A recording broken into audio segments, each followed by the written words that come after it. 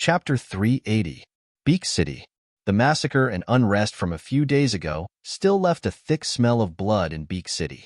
Everything in the Overlord's residence had been renovated by the high-level magic craftsmen. Lika had also rearranged her palace. Lika had also sent people to seal the magic alchemy laboratory that belonged to Her Highness Su. Everything inside had been destroyed. Right now, Beak City had to go through strict checks when entering and exiting the city. Su Wan and Su Rue's portraits were pasted all over the city. The two had become the most wanted criminals in Beak City. Thankfully, Su Rue had seen the wanted posters when he passed by the nearby town. Ding Jujia went out and bought a magician's hooded cloak for the two. Right now, the two's faces were covered by the large brim of the hat. Standing with Frank, they really looked like a group of necromancers traveling far away. It's easy for the magicians guarding the city to see through just their clothes. The four of them settled down in a small town outside of Becker. Su Wan took off the hat on her head and looked at the three people in front of her and whispered. Everyone looked at her in surprise when they heard her voice. Xiao Wan, do you have any ideas? Ding Jujia looked at Su Wan excitedly. She actually really liked Su Wan's voice right now. I remember that necromancers know alchemy. They can refine a magic medicine that can change a person's appearance and voice. Frank, do you know that alchemy? Hearing Su Wan's question, a blank expression flashed past Frank's face. Then he looked down as if he was thinking hard about something. In the end, Frank shook his head. Su Wan, there are no records of this kind of alchemy in the magic books I've learned. Did you remember incorrectly? Oh, Su Wan smiled. Then I might have remembered incorrectly, but it's fine. Su Rue and I can wait for you guys here. Frank alone is enough to deal with Asino. Ding Jujia, go and cheer for him. We'll wait for your good news tomorrow. No problem. Ding Jujia smiled and snapped her fingers. Leave it to us. It was night, and the crimson moon was enchanting. A magic lamp was lit in Su Wan's room. Some alchemy equipment and materials were placed on the table in her room. She had been concentrating on developing magic potions. Not long after, she developed a few test tubes. Looking at the different colored potions in the test tubes, Su Wan couldn't help but wrinkle her brows. She refined these potions according to the memories of the original owner. The original owner had only seen some records in magic books and had never personally refined them. Therefore, Su Wan didn't know if the medicine in her hands would work or not. She needed to catch some low-level abyssal magic beasts tomorrow morning to experiment. The next day, Ding Jujia and Franks left with the Infernal Demon King early in the morning. Wife, do you think Franks can kill Asino? Su Rue stood in the courtyard and couldn't help but ask as he watched the two leave. I can't. Su Wan slowly opened her mouth, her tone firm. Frank couldn't kill Asino. Su Wan believed this without a doubt. Otherwise, she wouldn't have needed to refine the magic medicine last night. Su Rue, where's the azure crystal I gave you last time? Give it to me. Su Rue froze. Wife, what are you going to do with it? Of course it's to deal with Franks. If he's really an executioner, then even the three of us might not be able to defeat him.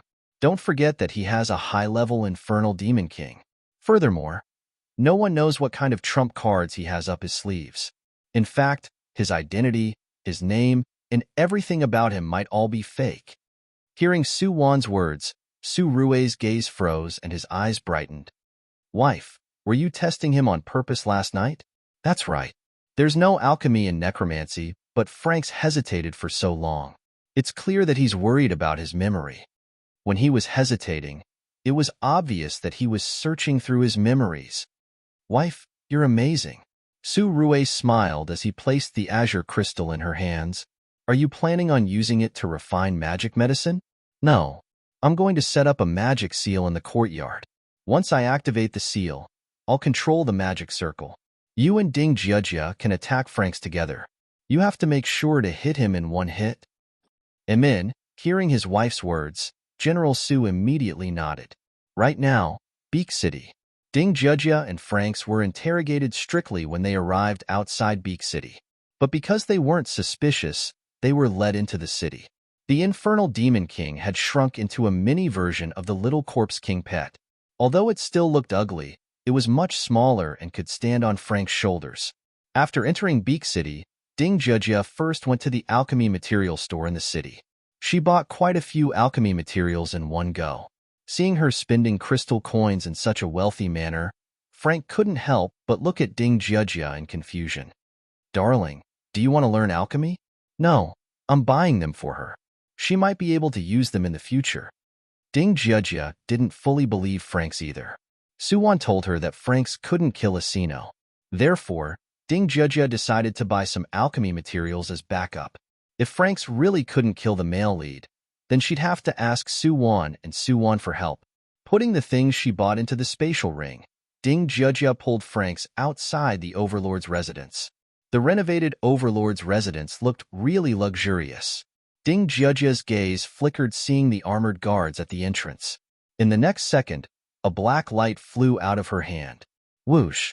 The fierce magic attack directly hit the armor of the guards at the entrance. One of the guards fell to the ground on the spot, while the other paled and clutched his chest. At the last moment, he used his mana to burn the magic communication talisman of the Lord's mansion. Not long after, a large group of mages and magic warriors surrounded Ding Jia and Frank in the center. "Dear, it's time for you to show off your skills." "Moi." Ding Jia smiled and took a step back, giving the position to Franks. "In." Franks nodded coldly hearing Ding Jia's words. He took a step forward and chanted a few incantations. Then the infernal demon king jumped down from his shoulder, gradually returning to its original size. Roar! An earth-shattering roar resounded in the sky above Beak City. The entire Overlord's residence shook. "It's here." Asino was meditating in the residence when he suddenly opened his eyes. Golden light flickered in and out of his eyes. Saint-rank necromancer? Chapter 381. Beak City was in a mess. In the small town outside the city, Suwon and Surue were busy with their own things. Surue had been meditating while Suwon was busy in the kitchen. She bought some low-level magical beasts in the morning. She used some of them for experiments, and the rest were turned into ingredients for the pot. Amen. No matter what, she had to eat something good today. "Wife." Suwon was stewing when Surue suddenly entered the kitchen. "Wife, I sense Ding Jia and Frank's aura." "Oh, they're back so soon?" Suwon's gaze flickered. She smiled and walked out of the kitchen. "Surue, go watch the courtyard. I'll set up the magic array in the courtyard." "Okay." Surue nodded and walked out quickly. Meanwhile, Suwon took out a stack of magic scrolls. She wrote them herself. They were necessities for setting up the magic array. Silently reciting a few magic incantations, Suwon immediately scattered those magic scrolls. A pentagram-shaped magic array was faintly discernible on the ground, and then completely concealed itself in the courtyard. Looking at the magic array that had disappeared, the corner of Suwon's mouth curled up in a proud arc. She took out the magic medicine from her bosom and then sprinkled all of the medicine on the magic array. Second layering of the magic array. Perfect. Rumble, rumble. The enormous infernal demon king's body gradually appeared above the small town. Everywhere it went, the magical beasts avoided it. Right now, the infernal demon king was holding an unconscious person. That person was Ding Jia. What's going on? Surue's gaze landed on Frank. His magic robe was in tatters, and there were bloodstains on the corner of his lips that hadn't dried yet. Jia. Frank's words were intermittent. He jumped down from the infernal demon king's shoulder and then hugged Ding Jia. "Jia became like this to save me. I am sorry. Actually, I'm... Stop talking. Come in first." Surue interrupted Frank's words, indicating for him to carry Ding Jia into the courtyard first. Frank nodded. He carried Ding Jia and walked inside. The moment they entered the courtyard, a blinding white light suddenly lit up the courtyard. "This is..." Frank screamed in pain, but he didn't let go of Ding Jia. "You guys are..." After a sharp pain, Frank realized that he couldn't move. He couldn't use his magic, and he couldn't even control the infernal demon king. Could this be the legendary magic sealing array? Frank widened his eyes and looked at them in shock. Could you guys be? Stop acting. I'll send you to heaven right now." Surue suddenly appeared in front of Frank. Under Frank's shocked gaze, Su Rue slowly pulled out his sword and swung it down. At this critical moment, Su Wan, who had been controlling the formation behind him, suddenly chanted an incantation and Su Rue's entire body immediately stopped there. "Stop acting. I'll send you to heaven right now." The same words, the same tone. Ding Jujia, who was supposed to be unconscious in Frank's arms, suddenly opened her eyes. She smiled coquettishly and took out a dagger emitting demonic aura, accurately piercing Su Rue's heart. "Goodbye, executioner." "He saw through me?" Su Rue smiled. "Mission enforcer, you're really not simple. Thank you for the compliment." Ding Jujia smiled and pulled out the dagger. Looking at the blood on the tip, she smiled and licked it. "Seriously, I actually killed my Adonis. What a pity. I haven't even gotten intimate with my Adonis yet." "Ding Jujia, do you want to die?" Su Wan's face was pale as she stared coldly at Ding Jujia. I'm joking. I'm joking." Ding Jujia immediately threw down the dagger and looked innocently at Su Wan. "Su Wan, how did you find out?"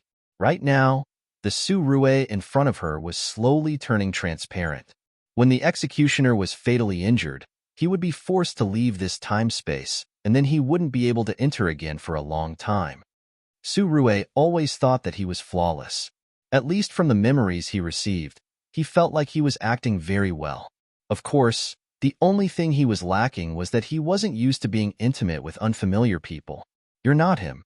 So even if you have his appearance and all of his memories, you're not him. Su Wan's complexion was also very unsightly right now because supporting this two-layer magic formation had already exhausted all the magic energy in her body. The Abyss Goblins were a race with very low magic power. Heh. The executioner smiled with a complicated expression. "I'm actually quite envious of you guys. I can tell that you guys have a good relationship. Plus, he's really strong." Saying this, the executioner's expression even twisted slightly. Damn it, he'd never seen such a strong man before. Back then, after he killed Frank in the Soul Death Purgatory, he was planning on transforming into Frank and attacking Ding Jujia. But at that time, the time-space alarm rang again. Only then did he know that a mission enforcer had entered this time-space. Plus, there was a high chance that he was Ding Jujia's helper. Therefore, he couldn't care about Ding Jujia and teleported to Beak City instead. At that time, Su Wan had already entered the mission and Su Rue had just connected.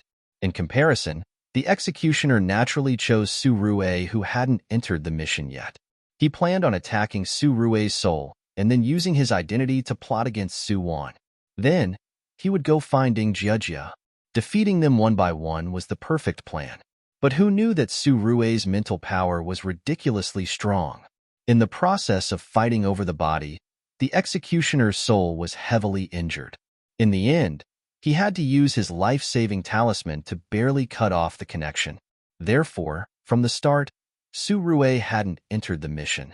While the mission enforcer was fighting over the body, he received a lot of Su Rue's memories. In Su Rue's memories, there was only one person, and that was Su Wan. All of his memories revolved around that woman. When he received this memory, the executioner was shocked. Thankfully, Su Rue remembered everything that happened with Su Wan. Therefore, in the beginning, the executioner played Su Rue's role perfectly without Su Wan noticing. It was just that the two were too familiar with each other. After a while, Su Wan naturally noticed General Su's abnormality. This Su Rue gave Su Wan a weird feeling. After successfully meeting up with Ding Jujia, Su Wan felt that Su Rue was different. After understanding the executioner's abilities, Su Wan thought of a possibility. Could Su Rue be an executioner in disguise? But shouldn't the executioner be chasing after Frank? Why did he give up on Frank and pretend to be Su Rue? The legendary executioner was really powerful. If he was pretending to be Su Rue, why didn't he attack her? Chapter 382. There would be an answer to all the questions in the world. Su Wan understood Su Rue's ability. If he was real, he would definitely be able to tell that Ding Jujia was real. Because a person's appearance could be changed and their memory could be copied, but their soul aura couldn't. Therefore, if Su Rue was real, then Ding Jujia must be real. If Su Rue was fake, then Ding Jujia wouldn't be a suspect. Therefore, Suwon knew that she could only trust Ding Jujia in this world right now. Therefore, when she was chatting with Ding Jujia that day, Suwon actually gave Ding Jujia a secret code. It was a secret code that belonged to their department. Other people wouldn't be able to tell. Ding Jujia could tell Suwon's identity from the secret code. After finding out that Suwon was suspicious of Frank and Surue, she naturally thought of ways to test Frank. With this test, she immediately found out the problem. Nanny, so the one I like is a devilishly cold and aloof Adonis, okay? Is it really okay for you to use an otaku who has never seen a woman to fool me? What little vixen? What little baby? Nanny, you must have read too many big CEOs. Ding Jujia spent the whole night and found out that Frank was an imposter. What a loser. His skills were bad, but he inherited the original's good stamina. In short, he was a scam.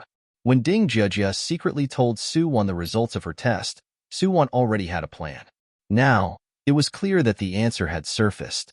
Why didn't the executioner go after Frank? Because he thought that she killed Frank. No, to be precise, the previous Frank was killed by the executioner. Now, this Frank was a fake transmigrator. That's right. A loser who didn't have a good career and love life became a handsome Adonis after transmigrating. All day long, he fantasized about beautiful women throwing themselves at him and wouldn't marry anyone else. This was the standard model of a sissy male lead. As for why the executioner hid his identity and didn't make a move, that was because he was also heavily injured by General Su. He no longer had the ability to fight against Suwon, Ding Jujia, and the others.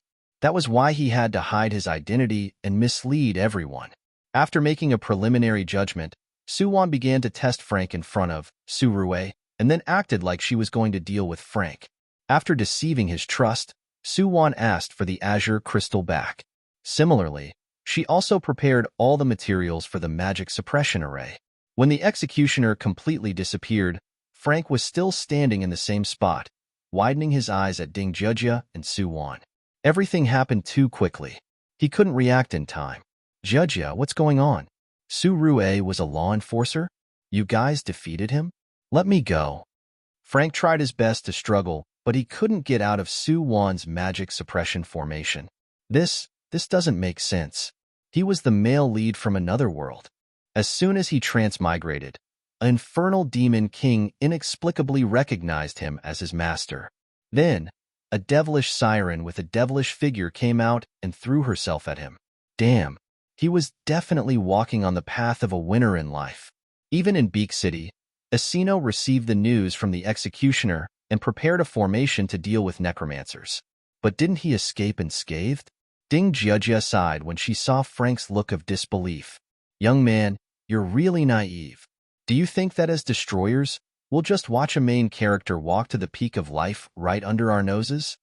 She was definitely joking, right? All the dangers and main characters had to be strangled in the cradle. Ding Jujia smiled and picked up the dagger on the ground. She blew in front of Frank. Say, after you die this time, will you continue transmigrating? Darling? Jujia, don't mess around. Once married, we'll be together for the rest of our lives. You and I, It was fine if Frank didn't say anything. The moment he did, Ding Jujia felt uncomfortable. Who was this baby? After going through so many time spaces, she had to be a top-notch Adonis. Damn it, his illustrious reputation had been ruined by this little imposter. Even if he were to be killed, it wouldn't be too late. After Franks died, the infernal demon king, who had been standing outside the yard in a daze, immediately turned into a pile of bones after losing its master. Done. Ding Jujia snapped out of her trance and saw Suwon looking at her with a twinkle in her eyes. What's wrong? Ding Jujia asked in surprise. Nothing. Suwon smiled. I thought you were going to keep him to deal with Asino. Suwon, you don't believe in my strength, right? I'm telling you. Asino, that self-righteous demon king, and Lika, that shameless slut. I can take care of them in minutes. Men in this world are all evil. There's nothing I can't take care of. Amen. Of course, there are exceptions. Your Suwon isn't bad. Although she had only interacted with the fake General Su, Ding Jujia already had a preliminary judgment of General Su's cold and aloof nature. Nanny. The fake one was so noble and aloof. Then how hard was it to get in touch with the real one? Hearing Ding Jujia mention Su Rue, Su Wan's expression changed. Okay, let's get ready. We'll be entering Beak City tomorrow. Since you're so confident, then show us your skills and take care of Asino. The sooner she finished the mission, the sooner she could leave. Su Wan knew that Su Wan must be really worried about her. Ding Jujia's gaze flickered seeing Su Wan's expression. Su Wan, you know that he's an imposter, so why can't you do it yourself? If it was me, I'd definitely kill him myself to feel good. Su Wan smiled helplessly hearing Ding Jujia's words. Although it's not him, it's still wearing his face. I can't bear to do it. She couldn't bear to do it because of General Su's appearance. TSK, TSK, TSK. So mushy. No wonder Yi Xin wanted to seal your memories. You two are mushy. If we don't seal your memories, wouldn't you betray us? Betray us? He's the one who betrays us. Su Wan smiled confidently. As long as she asked, Su Wan definitely wouldn't reject her request. However, what if he had no memories? At that time, would she and Su Rue be true opponents and enemies? Actually, Su Wan was looking forward to the duel with Su Wan. But before the duel, she also had to ensure that she wouldn't die in the hands of others. After all, there were still many strong people among the mission enforcers. At this time, Lost Space, Plane Restorer Headquarters. Su Rue and Su Su were sitting face to face. How's your injury? Su Su's voice was as gentle as water. Hearing his words, Su Rue coldly narrowed his eyes. I've been fine for a long time. I request to enter the mission again. I won't let you in. The test will start the day after tomorrow. If nothing goes wrong, Su Wan and Ding Jujia will definitely be able to return from the mission world tomorrow. Su Wan, don't you believe in Su Wan's ability? Don't believe? It's not that he doesn't believe, but he misses her. The two people who were used to being together all the time suddenly separated. He always felt that he was missing something and felt uncomfortable all over. This feeling had been engraved in Su Rue's bones. He believed that even if he lost his memory, he would never do anything to Su Wan. His love for her was deep in his bones. It couldn't be erased by memories. Even if he forgot everything, he believed that he could still instinctively love her and protect her. Chapter 383. Beak City, the Overlord's Residence. Recently, Asino had been in a bad mood. Maybe it was because of the Saint-level necromancer a few days ago? Lika only found out after the incident. It turned out that a Saint-level necromancer had brought an infernal demon king to the Overlord's residence to cause trouble. Luckily, someone had informed Asino beforehand, and he had made all the preparations. However, that Saint-level necromancer's luck was off the charts. He managed to escape from all the traps and encirclement. With such a strong enemy, he naturally couldn't eat or sleep in peace. Seeing that the Triennial Overlord's gathering was about to begin, as the new overlord of Beak City, Asino naturally had to attend Weiya City. Weiya City was Feet Clan's territory. Thinking of that clan, Asino's gaze couldn't help but turn gloomy. This day, Asino had just come out of his room when he saw the steward of the Overlord's residence rushing over. Overlord, Mr. Belia from Feet Clan requests to see you. Belia. Hearing this familiar name, Asino's gaze sharpened. Let him wait in the guest hall. After changing into a luxurious robe, Asino slowly walked into the guest hall.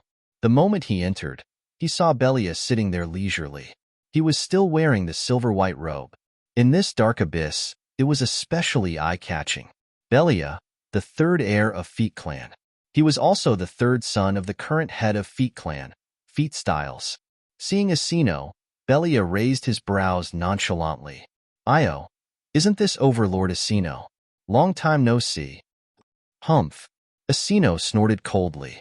He lifted his gaze and looked behind Belia. There were two women standing behind him.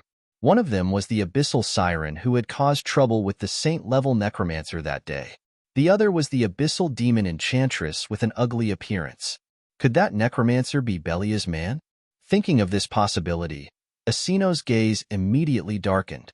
Belia also noticed the change in Asino's emotions. He clapped his hands and immediately called Ding Jujia to his side. Overlord Asino, this is Shweli. She has something to pass to you. My lord. Ding Jiajia stepped forward and looked at Asino coquettishly. She took out a big box from her spatial ring and said, "This is Shweli's apology gift to you, lord." Asino focused and waved his sleeves. The lid of the box automatically fell off, revealing what was inside. It was Frank's head. This. Asino didn't expect to meet the saint-level necromancer in such a situation. You killed him? Asino looked at Ding Jiajia, who was in front of him. Ding Jiajia smiled charmingly. How can I have that ability? Asino turned to look at Belia. It's you? Belia smiled. Asino, do you want to work with me? Cooperation. Asino's expression changed, and he looked at Belia in shock. Is there a need for us to work together? Why not? Belia stood up and smiled at Asino. You're the traitor of the Feet family, and I'm their abandoned child. We can work together to overthrow the Feet family and establish our own order in the Middle Abyss. Asino smiled. That's right. Asino actually came from the Feet family too. But because he was the reincarnation of a demon king, he didn't have the bloodline of the underworld demon race. When he just reached adulthood, he couldn't activate the bloodline of the underworld demon race, so he was chased out by the Feet family. Asino hesitated hearing Belia's suggestion. In the end, he agreed to work with Belia.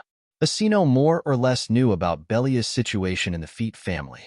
Therefore, he didn't need to worry about Belia's sincerity. At least up until now, their enemies were the same. Before Belia left, he left Ding Jiajia and Suwon in Beak City. Was this his sincerity to work together? No.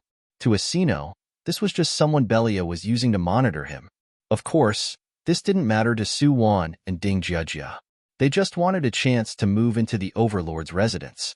As for Belia, Suwon merely made a deal with him. Belia wanted the power of the Feet family. Suwon and Ding Jiajia happened to know a lot of the Feet family's secrets, so they used them to make a deal with Belia. Both sides took what they needed. Ding Jiajia's residence in Beak City was huge. As her personal maid, Suwon naturally stayed by Ding Jiajia's side all day. Right now, Suwon had used a magic medicine to change her appearance and voice so no one could recognize her identity. Ever since she found out that a beautiful demonic woman moved into the Overlord's residence, Lika had been anxious. She was scared that Asino would be taken away by that demonic woman. Of course, men could have many women in the abyss. But thinking that she only had Asino, if he was taken away, she would have nothing. Lika felt really uncomfortable. Although Lika was using the identity of Her Highness Su, she still treated herself as a lowly slave of the goblin race. Hence, she could only rely on Asino. She treated Asino as her everything. Not long after Ding Jiajia entered the Overlord's residence, she successfully fell in love with Asino, and they stuck together like glue. Suwon really admired Ding Jiajia's ability. Seeing that Asino was becoming colder and colder, Lika could only try her best to do good deeds in Beak City. She adopted a lot of soul demonic slaves. Of course, these slaves all had certain flaws. Lika didn't dare to take the young and beautiful ones into the Overlord's residence. She only adopted the ugly and handicapped ones. To the other people in the abyss, this Overlord's madam was so dumb and so kind that it made people speechless. But even so, Lika's name as the great benefactor of the abyss still spread. Those who couldn't survive in the abyss all came over to ask her to take them in. Not long after, Lika took in a few hundred people. Beak City's income was stable every year. It wasn't a problem to take care of a few hundred people, but Ding Jiajia wouldn't let Lika live that easily. Under Ding Jiajia's suggestion, Asino decided to let the slaves that Lika adopted do free labor in the Overlord's residence. Lika naturally wouldn't reject Asino's decision. Plus, she felt that since she gave them hope in life, they could use labor to repay her. This was a very fair thing, right? Needless to say, Lika imagined the demons to be too gentle and kind. Chapter 384. Wasteland Mountain Range, Refined Iron Mine. This was a mine that belonged to Beak City and also Asino's private property. Originally, they hired wandering demons from the city to do hard labor. But now, the entire mine was filled with demons that Lika adopted from the outside. The succubus race had weak bodies. The succubus race's men were better off, but the succubus race's women were petite, and their strength was much weaker than ordinary female devil races. Therefore, they were whipped many times a day. Plus, they worked here for free. The overlord's residence only provided them with 3 meals a day and a place to stay. Of course, there were people who tried to leave or escape. Those who escaped were caught and tortured to death with fire magic. As for those who wanted to leave, the overlord's residence allowed them to leave, but the prerequisite was that they had to take out enough crystal coins to exchange for their freedom. After all, Lika had spent a lot of crystal coins to save them. Vivian was one of the rescued abyssal enchantresses. Because she was thin and weak, she was often beaten. As time passed, her body became weaker and weaker, even worse than when she was sold. At this time, her gratitude towards Lika had turned into endless resentment. What kind person? It was all a lie. It was the overlord's wife's lie. Slap. The pain on her back made Vivian come back to her senses. She lifted her head slightly and met the guard's cold and emotionless eyes. Are you slacking off? Hurry up and work. Otherwise, you won't get to eat tonight. There was a burning pain on her back, but Vivian could only continue to bend over and work. Perhaps it was because her body was too weak. She had only taken a few steps when her vision blurred and she fell to the ground. Hey, I'm talking to you. Hurry up and get up. The whip that was mixed with magic fell again, and Vivian closed her eyes in resignation. Stop. A low, hoarse voice sounded, and Vivian froze. The whip that she expected did not fall. She opened her eyes and raised her head to look at the woman slowly walking over under the red moonlight. She was also an abyssal demon, but she was wearing a clean magic robe, and her calm and ordinary face carried a frightening coldness. So it's Madame Su-Wan. Naturally, it was Su-Wan. She had been by Ding Jiajia's side the entire time. She didn't even change her name. Although to the demons in the abyss, her name was awkward and tongue-twisting, but she was Miss Schwelly's favorite person. Who in Beak City didn't know Miss Schwelly? Although she was an abyssal siren, she was a mutated abyssal siren. She had very powerful abilities, and with her beautiful appearance, she was the overlord's favorite woman. Because of Ding Jiajia, Su-Wan was considered a celebrity in Beak City. After all, she was Ding Jiajia's maid and a trusted confidant. Madame Su-Wan, why are you here? Tell me if you need anything. In front of Su-Wan, the guard immediately lowered his posture, and even his tone was especially flattering. Vivian, who was at the side, was full of envy when she saw his 2 faces. They were both members of the Abyss demon race. When would she be able to break the seal and speak like this, Lord? Would she not have to be enslaved by others? Seeing the envy in Vivian's eyes, Su-Wan's lips curled. Miss Schwelly wants this demon. I'm taking her with me. Yes, yes. The guard immediately walked over and unlocked Vivian's magic shackles. You're so lucky. Hurry and leave with Madame. Vivian stood up in disbelief. Because she was too excited, she tried a few times to steady herself. Right now, she couldn't speak, but she blinked her big eyes and looked at Su-Wan with a happy and timid expression. Okay, come with me. Su-Wan didn't say anything and turned to leave. Naturally, Vivian quickly followed him. The 2 of them sat in the Overlord's mansion's carriage and soon arrived at Ding Jiajia's residence. Ding Jiajia's gaze flickered seeing the person Su-Wan brought back. This is the person you chose? Yes. Su-Wan nodded. While Ding Jiajia was busy consolidating her relationship with Asino, Su-Wan had been keeping an eye on the mine for a long time. She picked Vivian out of thousands. You chose her. I don't need to worry. This appearance, tisk tsk tsk. She's really a weirdo among the demons. Hearing Ding Jiajia's words, Vivian subconsciously shrunk her neck and lowered her head even more. That's right, abyssal demons were small and exquisite. Although they weren't as seductive as abyssal sirens, they were still very delicate and pretty. However, Vivian was very ugly. This was also why she couldn't be sold for a good price and was often sold in the slave market. If she could choose, she definitely wouldn't want to become so ugly. If she could choose, she wouldn't even want to be a demon. But did she have a choice? Vivian, do you want to become beautiful? At this time, Su-Wan's hoarse voice sounded. As if she had seen through Vivian's thoughts, her tone was filled with fatal temptation. Why wouldn't she want to? In the endless abyss, even if she didn't have martial strength, she should at least have a good appearance. That way, she could rely on men to survive. This wasn't looking down on herself.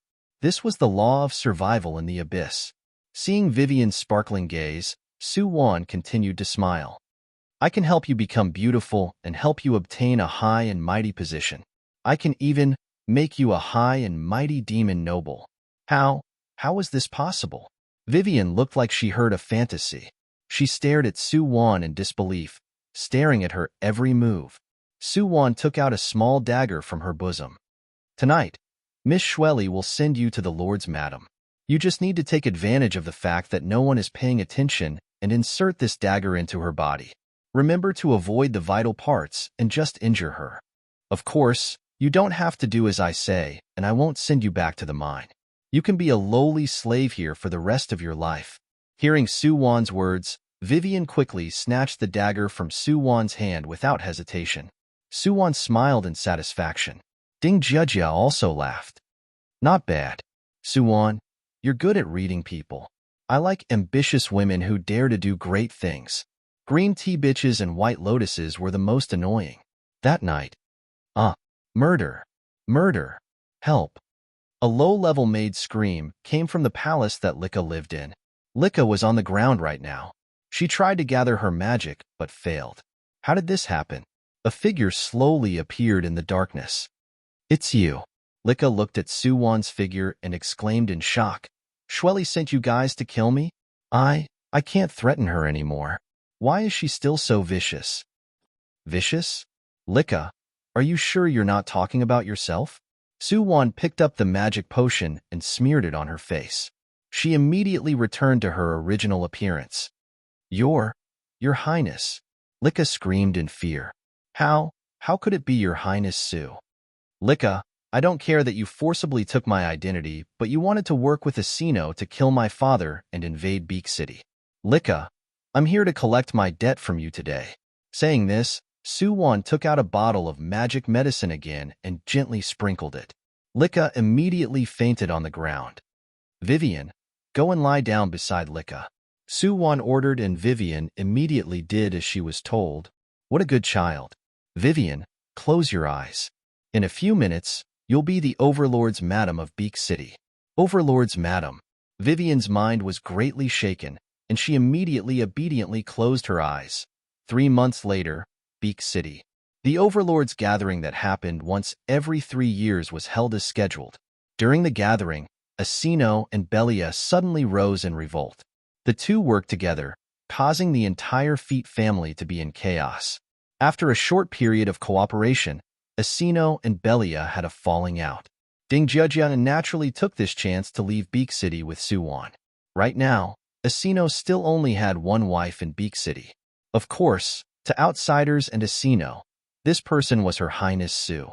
Only she knew that she was actually Vivian. That day, Su-won gave Vivian a dagger that specifically targeted souls.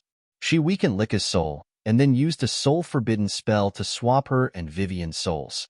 This time, the experiment was very successful. When Vivian opened her eyes, she was already the high and mighty Overlord's Madam. As for the ugly and low-class demon, she was locked in prison and after endless torture, she was thrown out half dead. Right now, Asino had started his conquest in the middle layer of the abyss.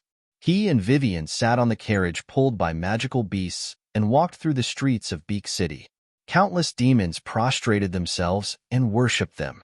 In the most dilapidated area of the city, a dirty and ugly demon looked in Asino and Vivian's direction, weakly opening her mouth.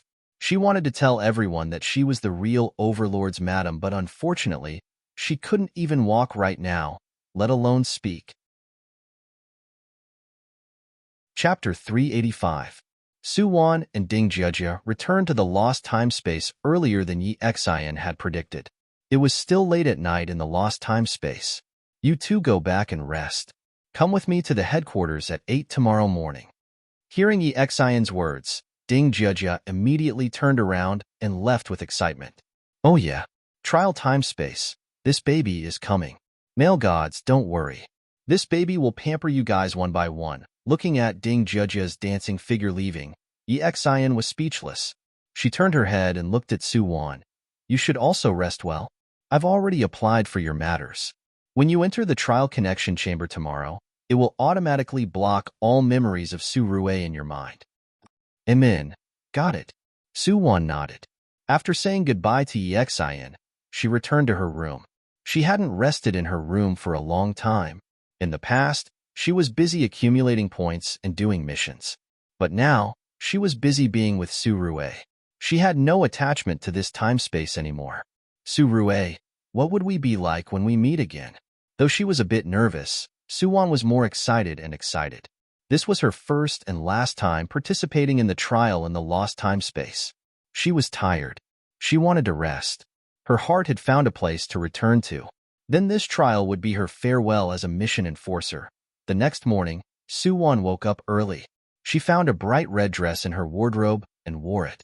Her black curly hair lazily scattered on her shoulders. Su-won touched her face. She was not like Ding Jujia, who had a baby face that otakus loved dearly, but her appearance and temperament were very pure and gentle.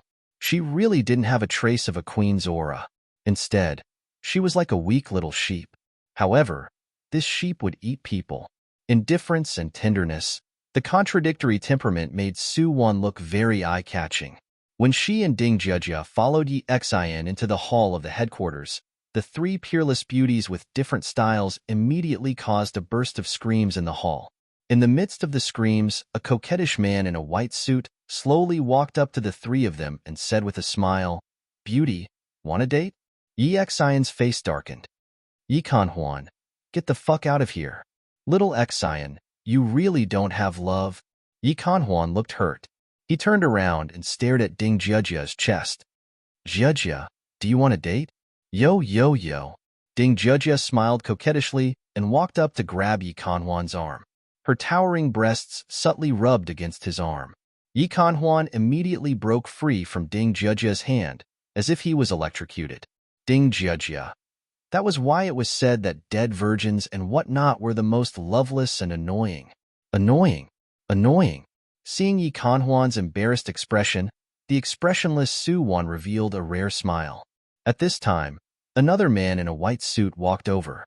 He was Kan-hwan's superior, the #1 minister of the Rebirth Department, Chin-yu.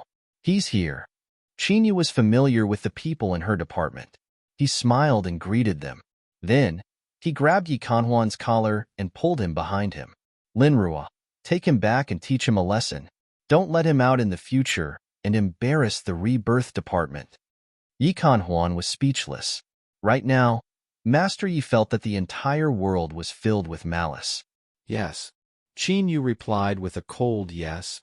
Then, Kan-hwan was dragged away by Linrua, who had been wearing a cold expression.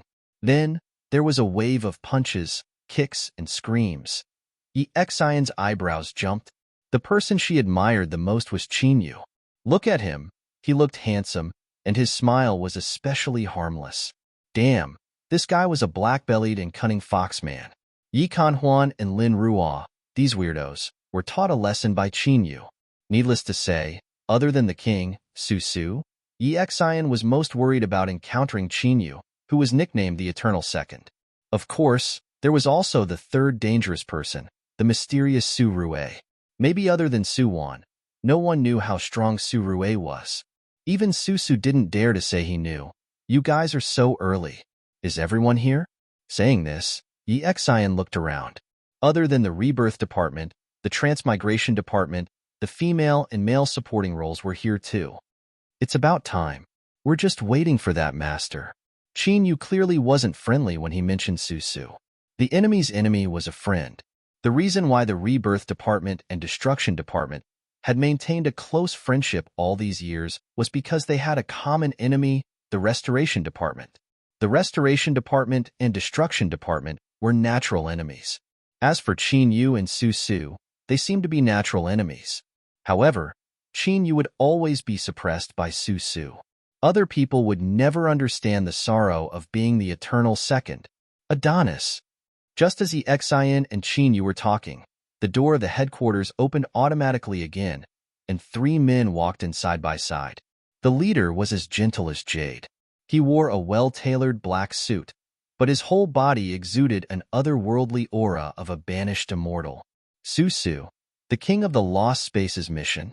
Susu attracted everyone's attention as soon as he entered. No, there was one person who didn't look at Susu. Suwon stood quietly and looked at Surue, standing to Susu's right. Surue looked like he was 23 or 24 years old. It seemed that after he left the Great Xia dynasty, a few more years had passed before that plane gradually collapsed and shattered. How did Surue live during those years? Suwon stared at Surue, and Surue was also looking at her. This was the first time he had seen his wife's true self. How should he say this? General Su was excited.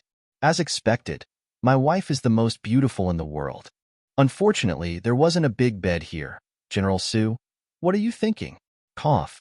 Actually, Surue just wanted to sit down and chat with Suwon under the blankets. Chat. Understand? At this moment, it was as if the people around them didn't exist. Surue didn't care about the people around him. He rushed to Suwon and lowered his head to kiss her lips without saying anything.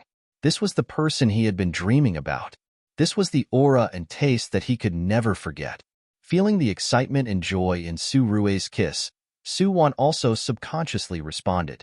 The two tightly hugged and kissed in front of dozens of mission enforcers. Ding Jiejia couldn't help but widen her eyes. Damn, Adonis sure has a personality. I also want to be pressed down by a certain Adonis and have a French kiss or something. Surue and Suwon acted like there was no one else around them. Yi Kanhuan seemed to have forgotten that he was injured all over by Lin Rua. Too overbearing. Master Yi felt like he had to interact more with Surue in the future and learn more skills. This way, he wouldn't be far from marrying a fair, rich, and beautiful woman and reaching the peak of his life. Chapter 386. The headquarters held a trial once every 3 years. It was the biggest feast for the mission enforcers in the lost time-space. Plus, the time-space chosen for the trial this time was an ancient cultivation world. Since ancient times, cultivation had no concept of time, and the cultivation world was vast. All of this increased the difficulty of the trial this time. Every mission enforcer would be randomly assigned to a different location and would have a completely different identity. If they were lucky, they might find out that they were a sect leader the moment they opened their eyes. If they were unlucky, they might not be able to cultivate for the rest of their lives and could only be ordinary mortals. Before Suwon entered the connecting cabin, she turned her head and looked at Surue behind her. Their two departments were opposite each other. Su and Yi Xian's positions corresponded to each other. Yun Shang's connecting cabin faced Ding Jiejia's cabin. Surue's and Suwon's were also opposite from each other. Feeling Suwon's line of sight, Surue curved his lips and gently smiled at her. Wife, wait for me. Suwon sensed Surue's intention. She smiled and turned around to enter her mission connection cabin. Then she slowly closed her eyes.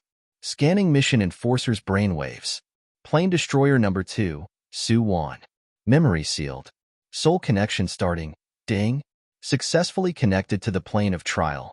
Welcome to the trial time-space, Songyue mainland. This trial time-space was the ancient cultivation world. There was no time limit for this trial. There were currently 54 mission enforcers in this time-space. They were allowed to kill each other. The mission enforcers who survived to the end and their departments would become the final winners. When the voice in her mind gradually dissipated, Suwon suddenly opened her eyes. It was a pair of red gem-like eyes. Suwon's eyes flickered, gradually turning from the initial coldness to a blank look. According to the rules of the trial, after she entered this world, although she wouldn't know the main plot and the identity of the main characters, she would at least receive the original owner's memories. But why? Her mind was in chaos. Why didn't she have any memories? And this line of sight. Suwon looked at the lush grassland in front of her, and then looked at the forest not far away. A bad feeling arose involuntarily. She tried to move her body and tried to open her mouth again. Hiss. Suwon wanted to cry but had no tears. Although she couldn't find a mirror and couldn't see her full appearance, she already knew her identity in this world by looking at her body covered in dark green scales and her burnt red tail. She was a snake, an ancient era's green bamboo snake, also known as the modern poisonous bamboo snake. Hee. Right now, only these two words could perfectly express Su Wan's current mood. Su Wan dragged her small dark green snake body and slid on the grassland for a while. In the end, she stopped under a big tree. The edge of this forest couldn't be seen at a glance. As a snake, the original owner's mind was also muddled. The current Su Wan could be said to have difficulty moving forward. Su Wan sighed in her heart. She raised her head and looked at the tree in front of her, her gaze full of suspicion. It was clearly midsummer, but this plum tree was blooming with very bright plum blossoms, red like blood. While Su Wan was staring at the plum tree, a tender female voice suddenly rang in her mind. "What are you looking at? Have you never seen plum blossoms before?" Su Wan thought she'd seen many plum blossoms, but she'd never seen one so bright in summer. Just as Su Wan was talking to herself in her heart, that female voice sounded again. "Little snake, you can actually understand my words? Oh my God. Finally, someone, no, a snake. A snake is chatting with me." Right now, Su Wan was also very shocked.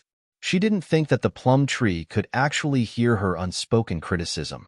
As the saying goes, everything has a spirit. Could this be a rare tree spirit? "You're a tree spirit?" Su Wan couldn't help but raise her head to look at the plum tree in front of her and ask loudly. "Wrong. Not a spirit. I'm an immortal. Do you understand a flower immortal? Plum blossom immortal. Inexperienced little snake. Plum blossom immortal." So it wasn't the plum tree that had a spirit, but the red flowers on the tree. No wonder the plum blossoms were still blooming like blood in midsummer. So it's a plum blossom immortal. "Fairy, I've also just gained a spirit. Can you tell me where this place is?" Su Wan was really happy to finally meet someone she could communicate with. At least, she had to figure out where she was first. That's a long story. Little Plum Blossom was the same as Su Wan. She also finally met someone she could talk to. She appeared really excited. Little snake, climb up and I'll tell you. It's too tiring to talk like this." Su Wan, she's a lazy flower." Su Wan walked around the tree and then moved her tail. Her entire body coiled around the plum tree. Moments later, she arrived next to Little Plum Blossom. Seeing Su Wan's sparkling red eyes, Little Plum Blossom's voice became lighter. "This is the famous Wanyao Mountain. Wanyao Mountain, the demon realm." Su Wan's gaze flickered, but she didn't move. She continued to listen to Little Plum Blossom. Wanyao Mountain stretches for thousands of miles, and there are countless demons. The 100,000 mountains are under the jurisdiction of the Demon Emperor. Of course, we're just at the outermost border of Wanyao Mountain. Little snake, do you know? Outside of Wanyao Mountain is the Medicinal Valley. There are many alchemists living there. They hate us the most. They often sneak into Wanyao Mountain to pick medicinal herbs and treasures. Saying this, Plum Blossom's tone suddenly turned a bit worried. "Right. You're a green bamboo snake, right? A green bamboo snake king was captured a while ago. He's not your relative, right?" "No," Su Wan answered gloomily. "Wanyao Mountain, Medicinal Valley. These were places that existed in the cultivation world, but according to Su Wan's experience, these two places usually didn't produce main characters. However, with the existence of the Medicinal Valley, the main character might appear here at any time. In this world, all the mission enforcers had to find their opponents and kill them. In this cultivation world where the strong preyed on the weak, only powerful people could survive. Therefore, whoever was randomly assigned a good identity would have the upper hand. But this wasn't the most important factor in deciding victory or defeat. Often, the important person who decided victory or defeat in a world was the main character of this world. He was someone with great luck. As long as he followed the main character, he would have endless opportunities and his luck would be heaven-defying. Who was the main character of this world? And where was he? Right now, in a bustling town in the Yin country, 100,000 miles away from Wanyao Mountain, the fifth-rank cultivation sect, Guyu sect, was recruiting new disciples in the center of the town. A large group of boys and girls flocked over. Against the crowd, a 13 or 14-year-old youth in tattered clothes walked back with a lonely expression. He failed again. This was the 5th time this year. As expected, no sect was willing to accept disciples with mixed spiritual roots. Even the lowest fifth-rank sect rejected him time and time again. The youth, Hanyu, wore a desolate expression. While he was in a daze, someone quickly ran past him. Hanyu, who was thin and weak, fell to the ground. His forehead hit a rock at the side, and the blood dripping from his head landed on a small bronze cauldron pendant that Hanyu wore on his chest. The small cauldron instantly absorbed Hanyu's blood and flashed a strange red light. Hanyu didn't notice this accident. He stood up and tore off a piece of cloth to stop the blood on his forehead. Then he stumbled towards his home. At this moment, in this bustling town, not a single person knew that an armament master whose name would shake the entire continent would be born here. Chapter 387. When Hanyu used his blood to awaken the spirit of the small cauldron that he had been wearing, in the distant Kunlun immortal realm, in the secret chamber of the first-grade sect Tianyun sect, an old man with white hair and beard suddenly opened his eyes. His eyes were shining. He appeared. Heavenly Z looked at the star chart surrounded by purple aura and exclaimed, his gaze excited. Xian Er's destined person, the hope of the entire Tsangyuan mainland, that person appeared. He stood up excitedly, but in the next second, Heavenly Z's expression suddenly changed. Purple aura came from the east. It was supposed to be a sign of the birth of the Son of Heaven, but in an instant, black aura covered the sky. The nebula was in chaos. This was the warning that the world was going to be in chaos. How did this happen? Heavenly Z closed his eyes and silently chanted Tianyun sect's prophecy spell. Not long after, the star chart in front of him started spinning and changing. A ball of black aura slowly rose and landed in the west and north. That was pfft. Heavenly Z spat out a mouthful of blood, and the entire star chart crumbled into dust. West, Wanyao Mountains Devil Region. Extreme north, Ghost Netherworld's region where the ghost race gathered. Could it be that demons and ghosts would appear in these two places in a chaotic world? Heavenly Z didn't even have time to wipe the blood from his lips before he hurriedly left his secret room. As soon as he reached the door, he ignited the sect's message talisman. Heavenly Z's deep and aged voice came from the talisman. All elders and protectors of Tianyun sect, gather at the sect's main hall immediately. Tianyun sect's urgent message officially opened the curtains to a chaotic era. Wanyao Mountain. Ever since Suwan got to know Little Plum Blossom Immortal, the snake and the flower became good friends. Green Bamboo Snake didn't have any cultivation methods in its original memories. Thankfully, Suwan remembered a lot of cultivation chants from other cultivation worlds. She cultivated under the plum blossom tree every day. It was said that there was no time in the mountains. In the blink of an eye, 10 years had passed. In these 10 years, Suwan had just reached the 5th stage of chi refining. This speed was ridiculous. But the only good thing about this place was that it was very quiet. In the 10 years they had been here, she and the plum blossom had not been disturbed by the outside world. One had to know that in the 1,000-demon mountain, the rules set down by the Demon King were very strict. All the demons, unless they had a life and death enmity, were not allowed to harm their own kind. If there really was a conflict that could not be resolved, then it would be supervised by the 4 great demon generals, and they would compete in the arena of the 1,000-demon mountain. Compared to the human cultivators who killed each other, the demon clan was clearly more united and friendly. Right now, Suwan's entire snake body was much longer than when she had just entered the mission. The tiny scales on her body also began to emit a dark green light. It would be a lie to say that she wasn't anxious. But Suwan knew that she didn't have time to think so much. What she needed to do was to cultivate, and cultivate. Of course, ensuring his own safety was also a major prerequisite. In these 10 years, she had heard many notifications in her head. Originally, there were 54 mission enforcers, but 20 had been eliminated in the past 10 years. This was a very terrifying number. This situation was enough to prove one point. There was definitely someone with an extremely high status among these mission enforcers. Plus, that person might be an evil cultivator or a ghost cultivator. Only this kind of identity could allow him to start a massacre so unscrupulously. In the end, who could it be? Could it be him? Susu's name flashed in Suwan's mind. In the past, Every time she thought of this name and this man, she would feel a bone-piercing pain. But this time, she didn't know why, but she didn't feel that much pain. Suwon was at a loss about this. Why was it like this? She kept feeling like there was something wrong with her memory. There was clearly something important that she couldn't forget, but she seemed to have forgotten about it. This doubt had been bothering her, making her cultivation progress even slower. In the end, Suwon had no choice but to forcibly suppress these doubts at the bottom of her heart and force herself to focus on cultivation and not think about those things. After a while, her heart finally calmed down. Little snake, Plum Blossom's voice suddenly rang above Suwon's head, carrying fear and despair. Little snake, hurry and run. He's here. He's here. Who was he? Feeling the despair and nervousness in Plum Blossom's mind, Suwon immediately coiled her snake body around the tree and looked into the distance. Right now, her vision was much better than 10 years ago. Suwon could see the figures slowly walking over from afar. They were all wearing white robes. These robes were Medicinal Valley. Suwon recalled that Plum Blossom had mentioned the people from Medicinal Valley many times.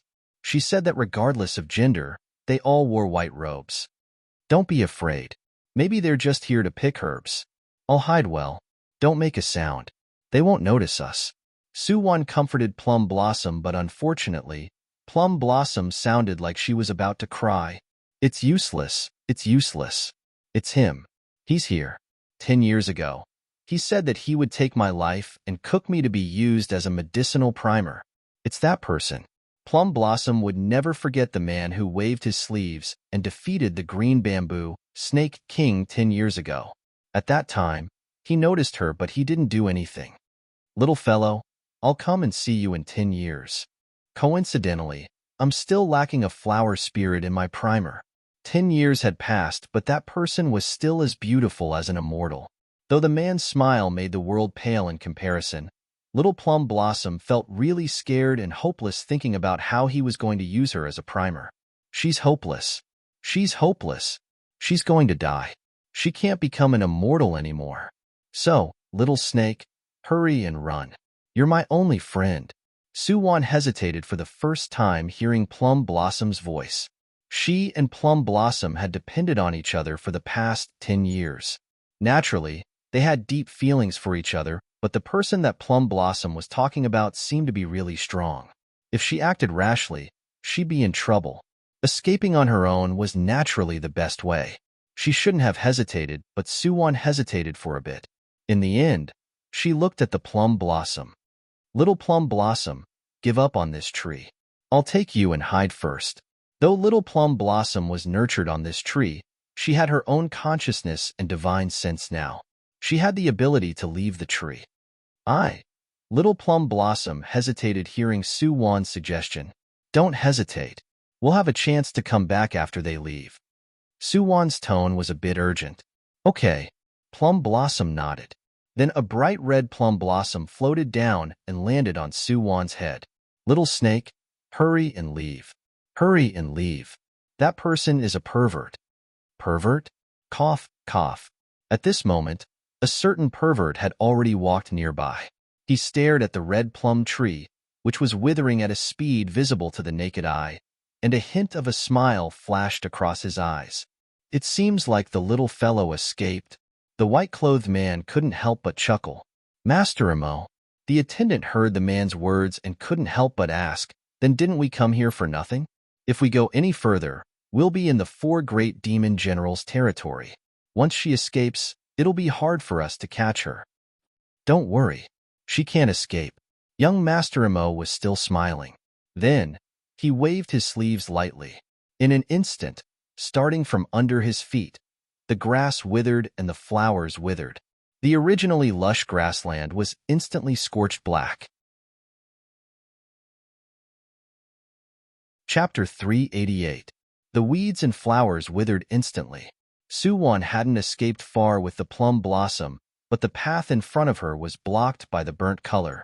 If you looked down from the sky right now, you'd see the burnt color spreading from Master Mo's feet to both sides, forming a black circle, blocking Suwon's path. She and the plum blossom were trapped in this burnt black circle. The strange blackness was mixed with a terrifying poisonous mist. At this moment, the black mist was slowly spreading in all directions. Such a vicious move. Suwon subconsciously retreated, but in the next second, her snake body flew out uncontrollably. Her entire body was in someone's hands. Suwon's scarlet eyes widened, and when she turned her head, she met a pair of clear and warm eyes. This pair of eyes had no sorrow, no joy, no desire, and no desire. It should clearly be a pair of pure and dirty bright eyes, but strangely revealed a bit of charm. This pair of eyes, this feeling. Suwon froze. She was too familiar with this kind of emotionless gaze. It was similar to that person. He also had a gentle temperament. Suwon hated everything. Almost in an instant, Suwon's body reacted faster than her brain. Perhaps this was an animal's first instinct when encountering an enemy. She twisted her body and bit Master Mo's arm with her poisonous fangs. In an instant, his white clothes were dyed with blood, looking exceptionally enchanting. Heh. Seeing the blood on his sleeves, Master Mo merely smiled gently. Little fellow, does my blood taste good? Drink my ass. My ass. Suwon felt like she was in a trance. Master Mo Wei's smiling face gradually became blurry. Little snake, don't sleep. Plum Blossom's anxious and immature voice rang in her ears. Ah, I forgot to tell you. He's a poison cultivator. His blood is poisonous. Suwon was speechless. Why didn't you tell me earlier? What's called harming a teammate? This was Master Mo's gaze flickered seeing the emerald green bamboo snake coiled around his arm. He stared at Suwon strangely for a while. Sob, sob, sob, the little snake died. Sob, sob, sob, so pitiful. Sob, sob, sob, Plum Blossom no longer has any friends. Master Mo finally came back to his senses. He smiled and looked at the red plum blossom on the snake's head.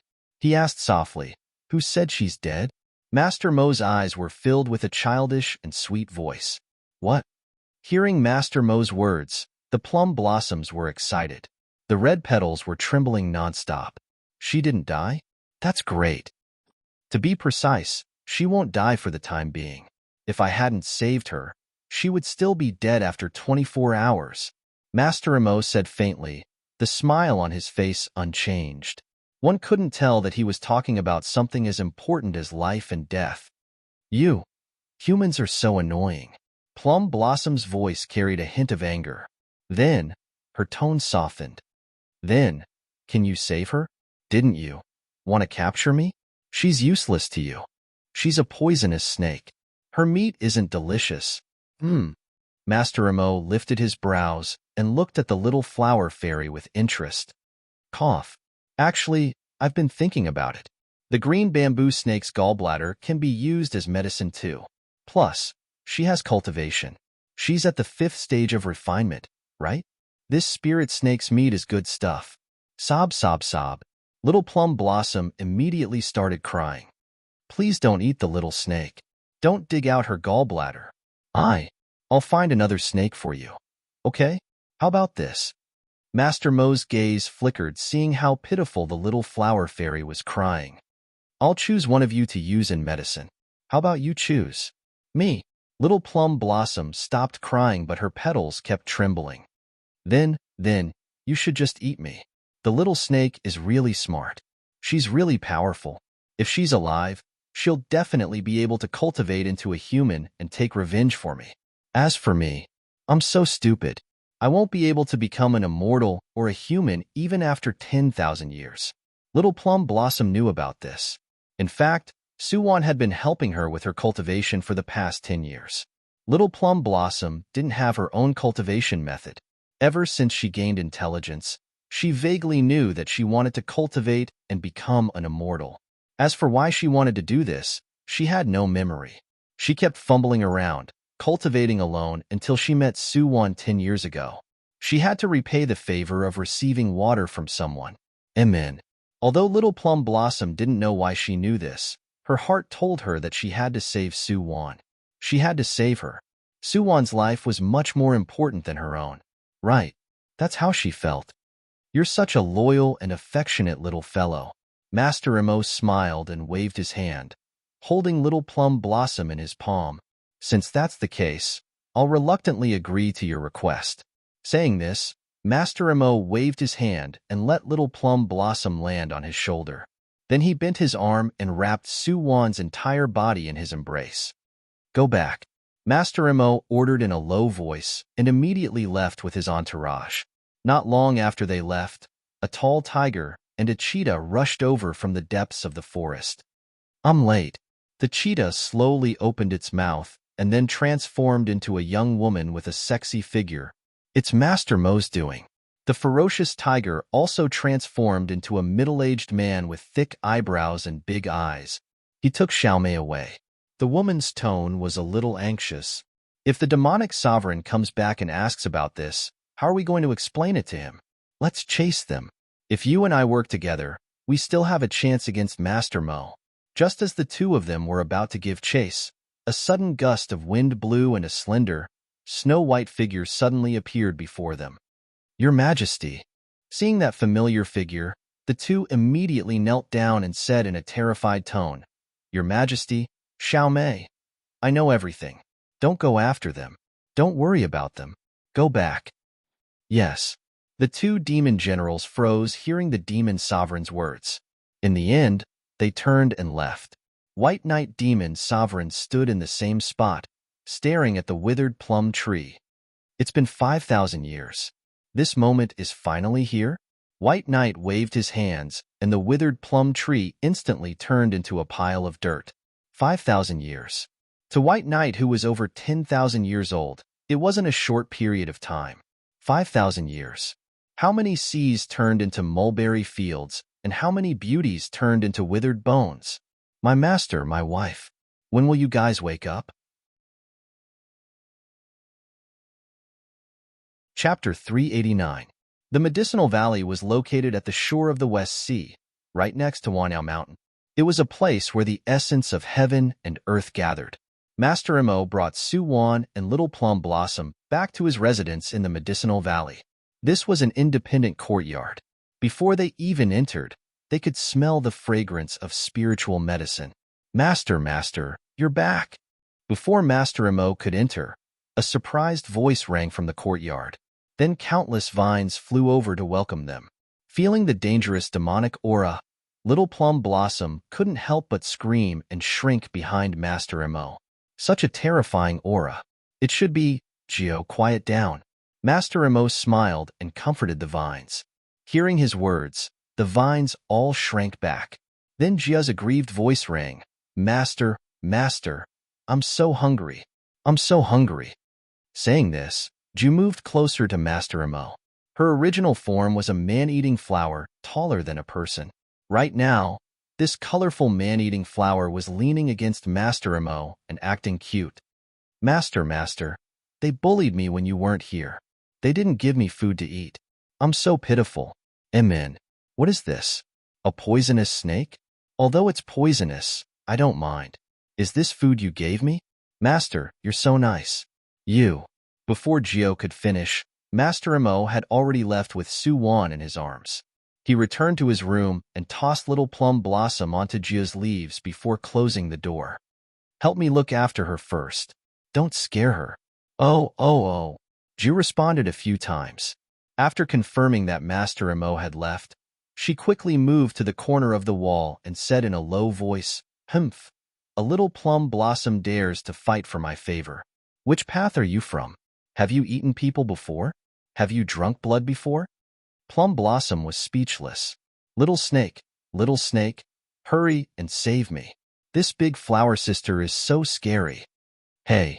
While Little Plum Blossom was shivering, Ju had already lowered her flower and continued, Don't think that you can get Master's favor just because you're small and cute. I'm telling you, Master never raises trash. You've never even drunk blood before, and you want to compete with me? Humph. Drink blood? Wasn't it just drinking blood? Do flowers need to drink blood too? Little Plum Blossom was at a loss. She had to admit that there were two people who had influenced her the most in the countless years she had spent cultivating to become an immortal. The first person was Suwan. She was the first friend she made after she opened her spiritual wisdom. She could entrust her life to her. The second person who deeply influenced her was Ju. She taught her how to become a ferocious plum blossom, eating people and sucking blood. Ayaya, that's Big Sister Jia's specialty. Little Plum Blossom actually learned it as she watched, of course. This was in the future. Right now, the young and innocent Little Plum Blossom was trembling in fear. At this time, Master Imo had soaked Su Wan's snake body in his medicinal bucket. She was still unconscious, but her breathing was very stable. Master Mo's gaze landed on Su Wan's tail. There was a faintly discernible golden pattern at the front of the burnt red tail. Right now, the golden color was emitting a gentle light. The light was continuously repairing Su Wan's body. This golden light was, seeing the golden light, Master Imo froze. He subconsciously lifted his hand, wanting to touch the golden light, but then he retracted his hand as if he was electrocuted. Danger. The golden light carried an unfathomable and dangerous aura. Then, what was it? Master Mo's gaze landed on Su Wan again. He should have killed her in the forest, but why couldn't he do it all of a sudden? What was that particularly familiar feeling? He sighed, turned to the side, summoned his Yao refining furnace from his storage bag, and silently refined the antidote. 4 hours later, Su Wan's consciousness gradually sobered up. She felt that her body was warm, and there was a very special and very comfortable heat swimming in her body. That was spiritual aura? No, not spiritual aura. It was something thousands of times better than spiritual aura. Could it be immortal aura? Su Wan was shocked by her guess. This wasn't the immortal realm. Where did so many immortals come from? Plus, Songyue mainland had been silent for thousands of years. The resources were lacking, and the number of cultivation sects was decreasing. It had been close to 1,000 years since a cultivator had ascended to immortality. Cultivation was hard, and becoming an immortal was even harder. Su Wan slowly opened her eyes to find that she was lying on a big bed. Her snake body was curled up, and Master Imo was sitting by the bed, looking at her motionlessly. Seeing that she was awake, he couldn't help but smile.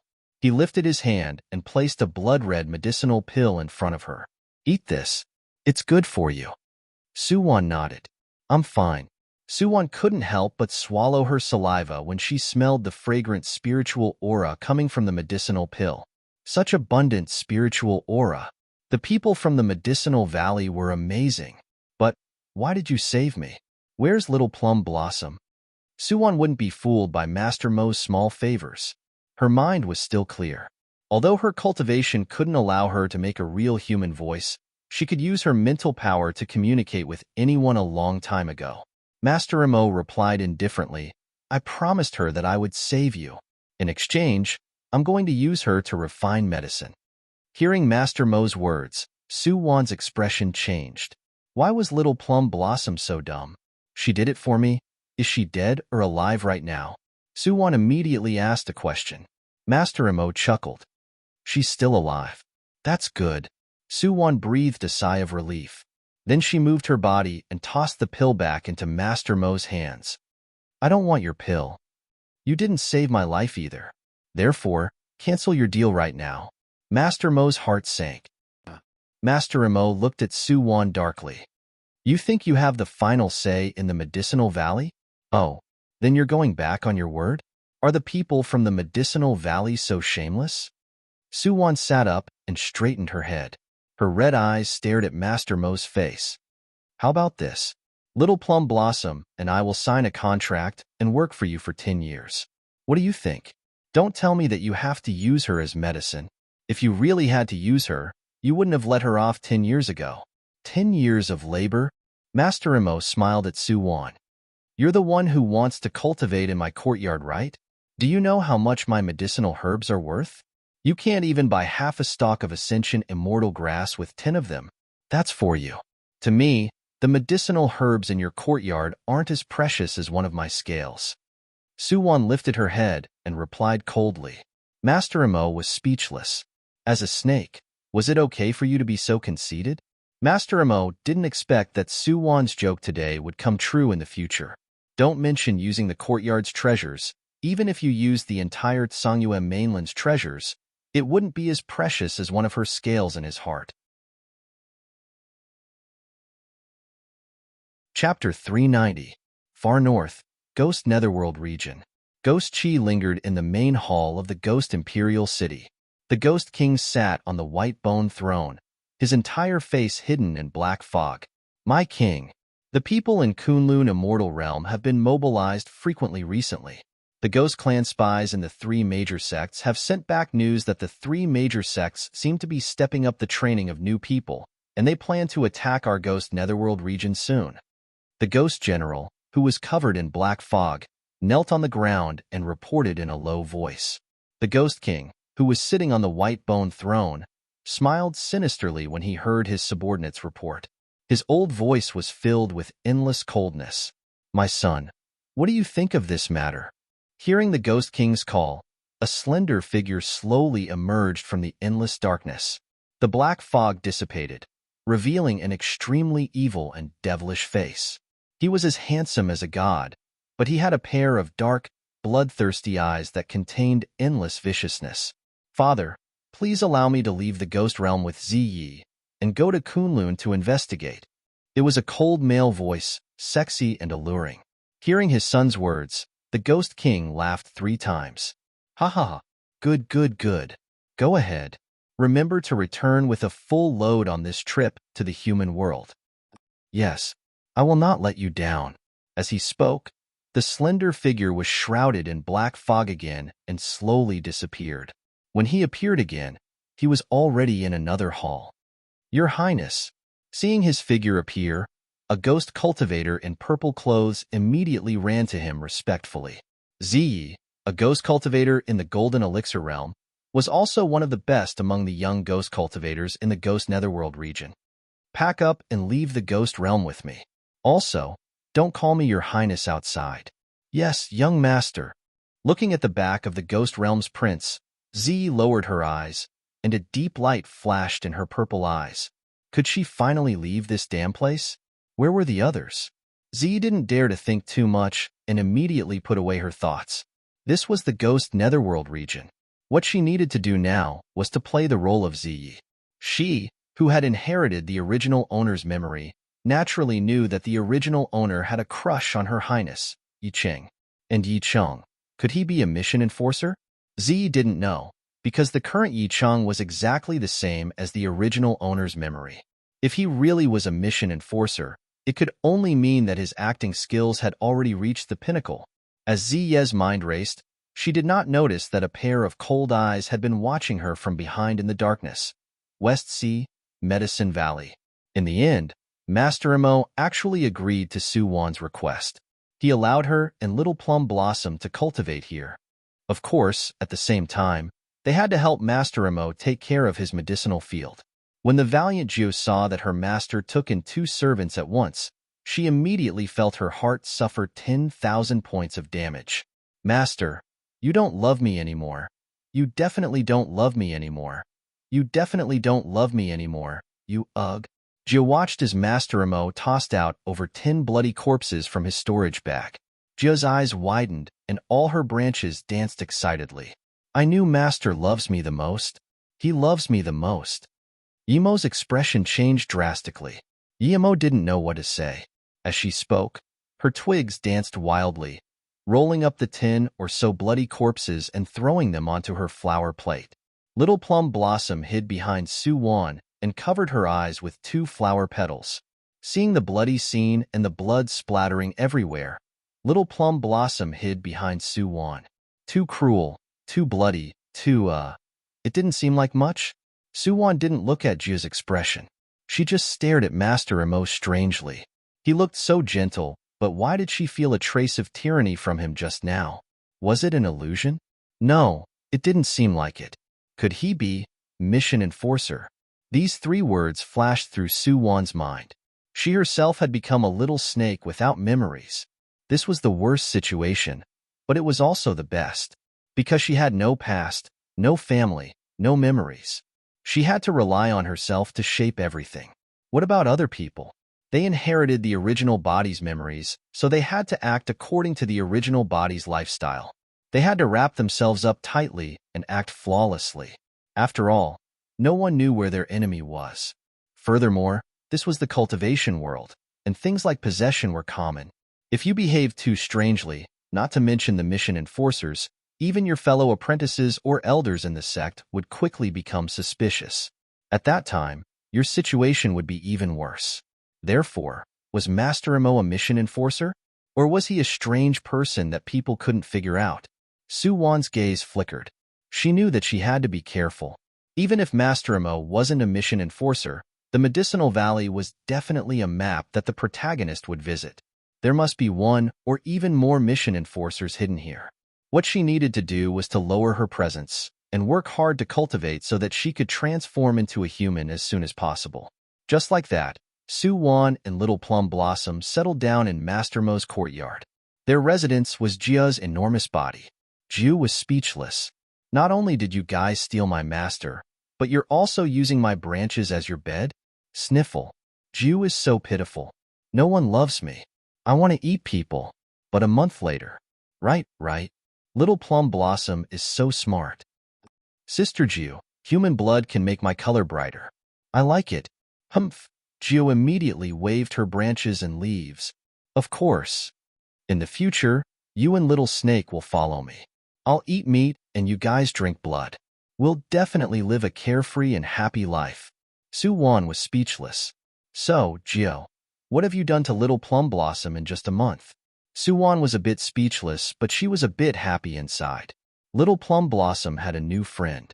Plus, her innocent personality wasn't good either. It was great that Jiu taught her some ways to protect herself. Xiao Qing. Master Mo's gentle voice suddenly rang from behind Su Wan. Xiao Qing and whatnot are the most annoying. You trash at naming. Su Wan dissed him inside, but she still curled up her snake body and turned around gloomily. Master, you're back? Imin. Master Imo floated into the courtyard like an immortal. Su Wan noticed that he was holding a jade box. Although the box was sealed by a talisman, a refreshing fragrance still wafted out of it. This was a top-notch treasure. Master, what is this? Su Wan slowly moved behind Master Imo and looked curiously at the jade box in his hands. This. Master Imo smiled. There's a 10,000-year-old chalcedony fruit inside. As long as you eat one, you can increase your cultivation by 500 years and immediately transform into a human. 10,000-year-old chalcedony fruit. Chapter 391. Songyue mainland was vast. Other than the 4 countries in the mortal world, the other areas were all cultivators' territories. Besides the Medicinal Valley and Wanyao Mountain, there were naturally some unranked sects scattered around. Most of them were small sects formed by individual cultivators. The truly large sects gathered in Kunlun Paradise. That was the gathering place for cultivators in Songyue mainland. It was also the center of the entire Songyue mainland. In the extreme north of Songyue mainland, it was the Ghost Clan's gathering place. The Ghost Chi was dense and hundreds of ghosts walked at night. In the extreme south of Songyue mainland was the Red Sea. The sea there was boundless, and there were demonic beasts roaming the sea. It was a forbidden area for cultivators. As for the east of Songyue mainland, it was the best place for disciples to train, the Sunset Wasteland. That was where evil cultivators gathered, and also a battlefield filled with killing and plundering. Su Wan had nothing to do in the Medicinal Valley these past few days. Other than studying the distribution of forces on the mainland, she was also studying Master Mo's medicinal herbs. Cultivating in this courtyard filled with spiritual qi, her cultivation had improved by leaps and bounds. She was now at the peak of the refinement realm.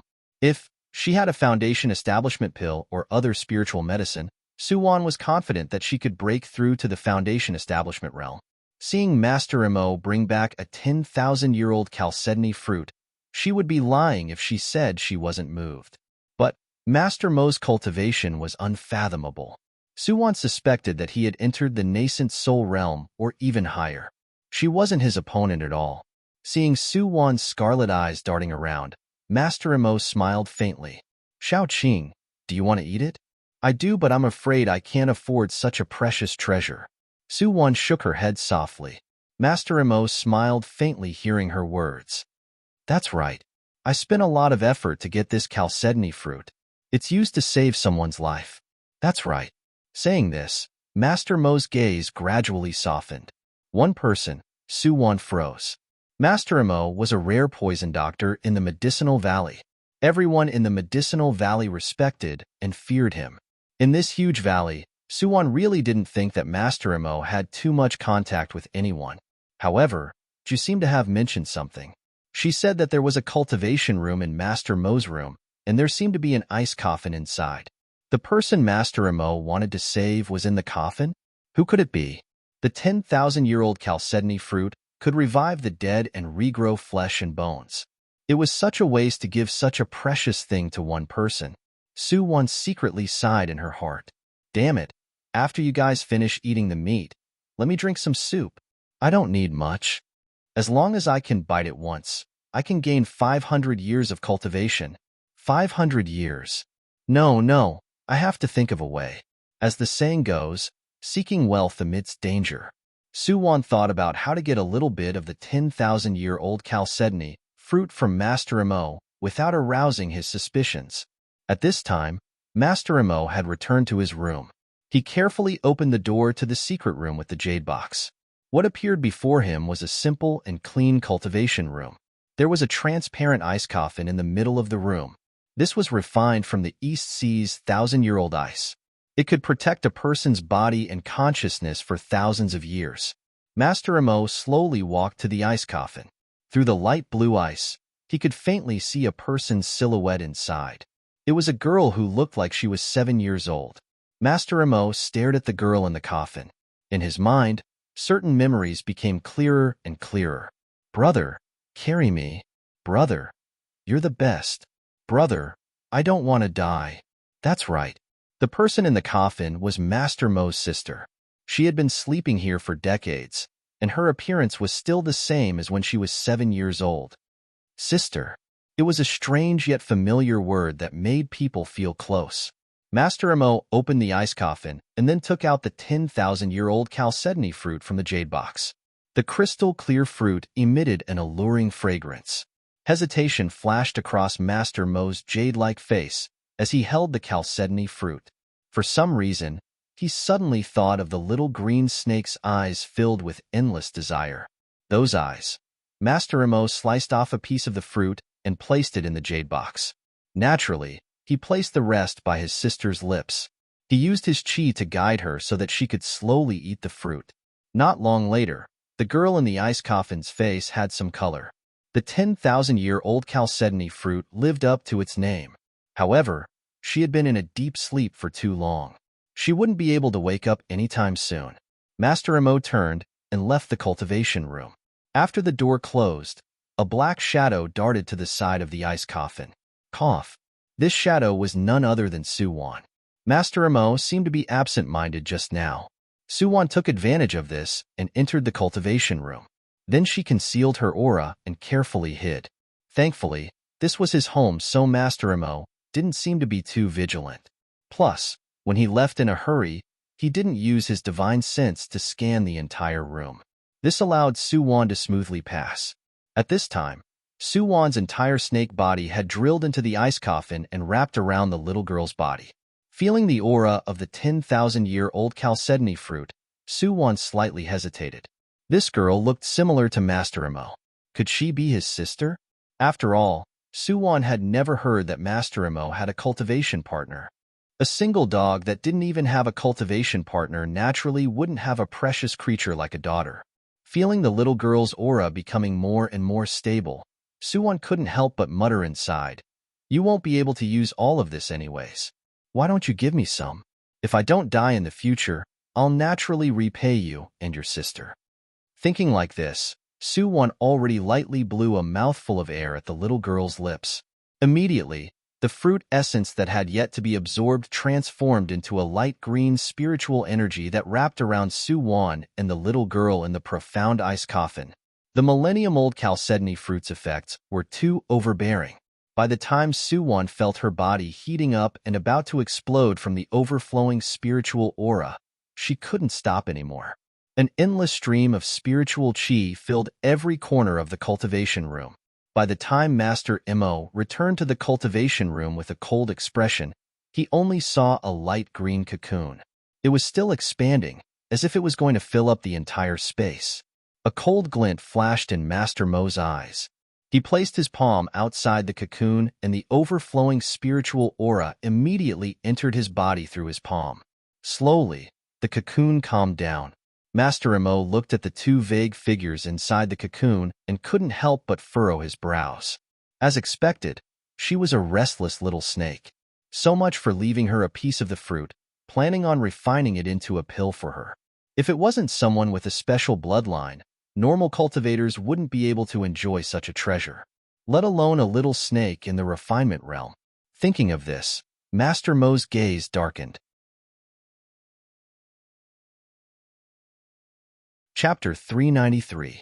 3 days later, Suwon gradually regained consciousness. She realized that she was curled up in a cocoon and everything around her was light green. There was a small figure curled up next to her. Oh, isn't this Master Mo's sister? Suwon lifted her hand and brushed away the hair on the girl's face, revealing her cute and fair face. Wait. Suwon once again raised her hand and waved her fair and slender palm in front of her eyes a few times. Suwon's expression immediately became excited. She finally transformed into a human. After the excitement, Suwon discovered another problem.